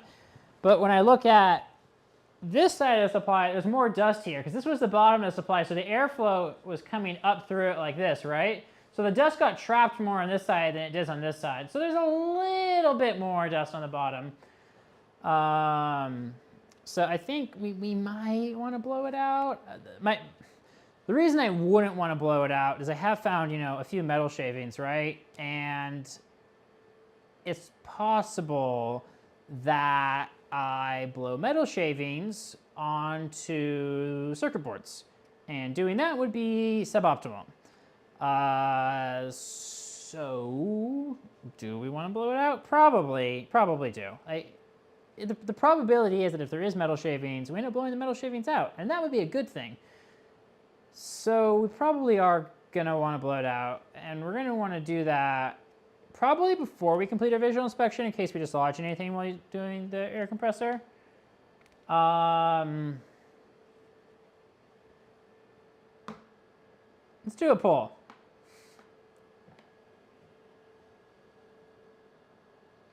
That is a good, yeah, that's a good point. Just moving it around could dislodge, hidden shaving and make things go boom. I think you make an excellent point there.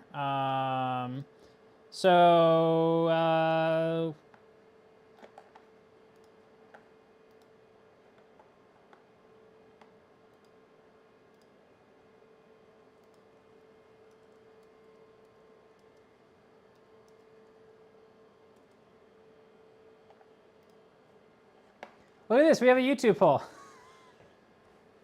I'm a real YouTuber, I'm doing polls in my chat.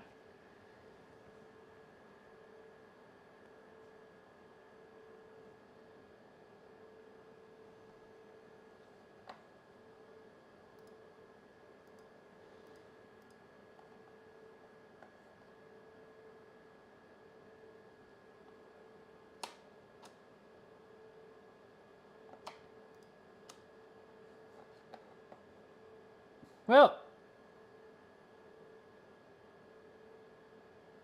we got 100%. We're gonna blow it out.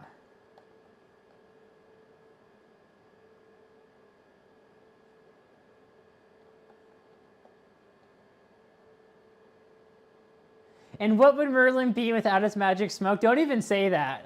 I don't even want to go there. I don't want to see any smoke in this microscope.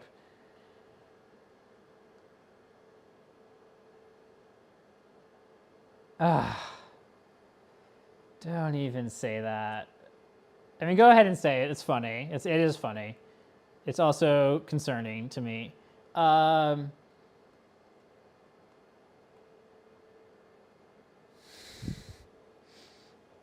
Too late, I already said it. I'm going to end the poll. End poll.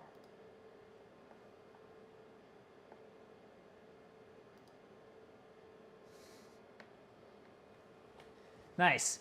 So if I'm going to blow this out, I'm going to want to bring it all the way to the other end of my workshop. Or maybe I could do it through that door, but I don't think my compressed air is going to reach over there. I don't really want to do it in this room. Like, and it's not even, I don't even want to do it in the other, like in my workshop. I'm going to put it in a different like room where there's like a table saw and dust is made all there all the time. And yeah, the notes are pretty big tonight. I like the notes tonight. This has been great.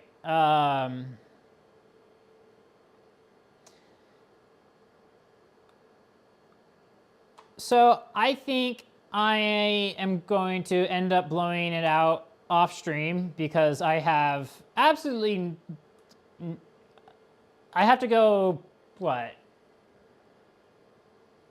Basically 110 feet away from me right now or something like that to blow this thing out. It's probably not quite 100 feet. It's probably actually just shorter than 100. Yeah, it's probably like 90 feet away from me right now to blow it out.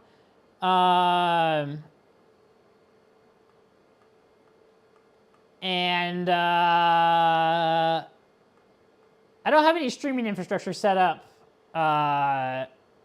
90 feet away from me right now. And I don't think that the wireless on my microphone or my phone is going to reach that far. So I think what I'm going to do is probably actually end up wrapping up the stream here. And then I'm going to blow it out off stream. But I'll post a YouTube short of blowing it out. And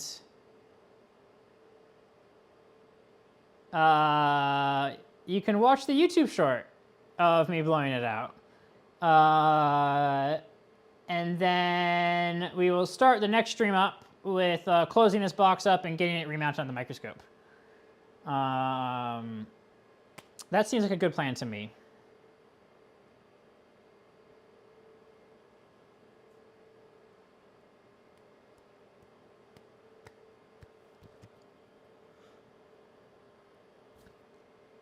And one of my earbuds just died, so I think it's time for me to get off stream. Merlin needs a blowout. To the salon. it's actually to like the wood and machine shop. So there's another like, so I have like one part of this building, and there's another part of this building that I don't rent, and that part has a wood shop and machine shop in it, and it makes a lot of dust, and it's quite grimy over there. But I keep that side pretty clean. I try to keep the floor clean at least, because I have a very powerful floor scrubbing machine that I absolutely love to use. So it's a good excuse to keep that side clean. And that does help keep the dust out of this side too. So, and I've got like floor mats between the two sides. So, yeah. Oh, yes, I know. That is the stuff of nightmares for me. I'm not going to get too close to the wood shop. And I'm just going to keep it on this cart. Like, I'm just going to roll it over there on that cart. Like, that cart's great. So it's going to stay up off the ground. Yeah. So I think with that, we're going to go ahead and wrap this stream up. You all have, like, won the award for one of, like, my best chats of all time. We're getting almost as good as the chats where I was doing electrical engineering like 8 years ago, when I had like barely any KiCad experience, and I had like 4 double E's in there helping me at once. But as far as the latest stream series, this is absolutely top tier chat, y'all. This was great.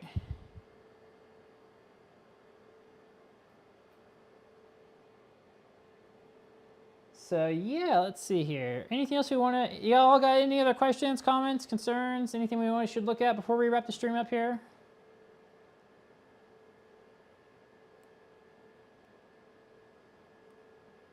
Actually, you know what? I was actually just gonna say, let's. I was just gonna post the Discord, and I think I have you added already. But yeah, you should also. Here, let me just directly invite you here.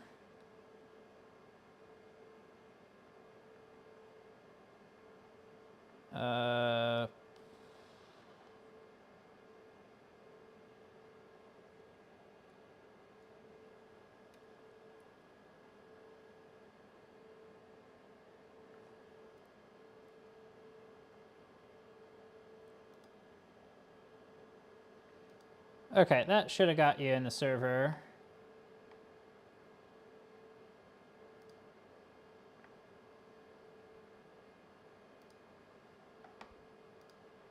Welcome.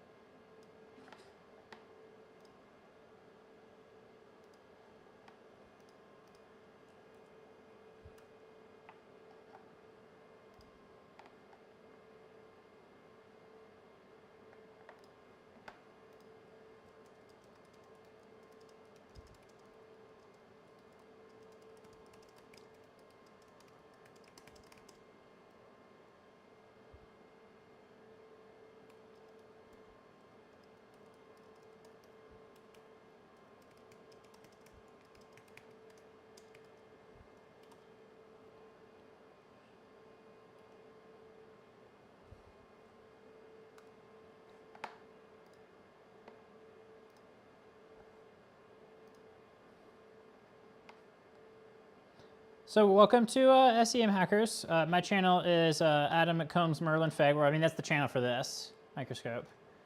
My other channel that I've done quite a bit on is the pencil field emitter channel.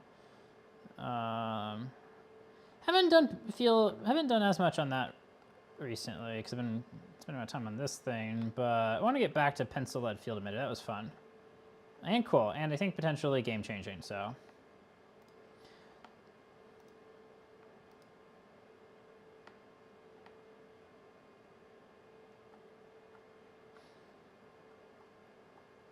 I should have put you in that channel earlier because I have all the like pictures I've taken in there.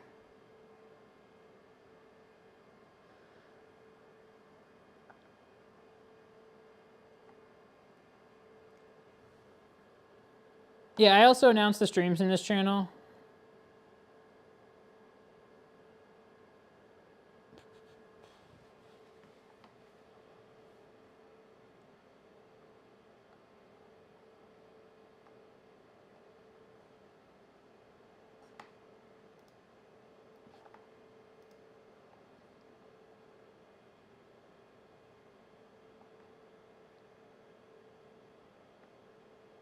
Cool. Let's see here.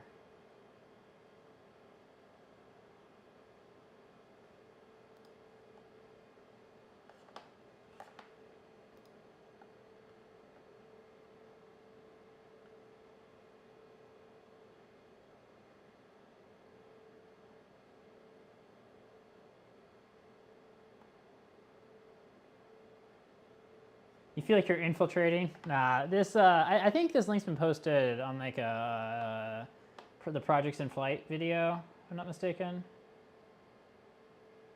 So, yeah.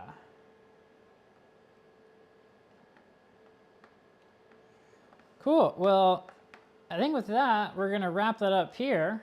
Again, I really appreciate y'all's help. You've been absolutely incredible tonight. And yeah, we're gonna pick this up with putting this thing back in the microscope. I hope you all have a lovely rest of your day. Look forward to keep chatting with you. And yeah, gold stars all around. Y'all been great. Cool. Well, I think with that, I'm gonna hit the button and end the stream. Until next time, I've had let's see, where's the button?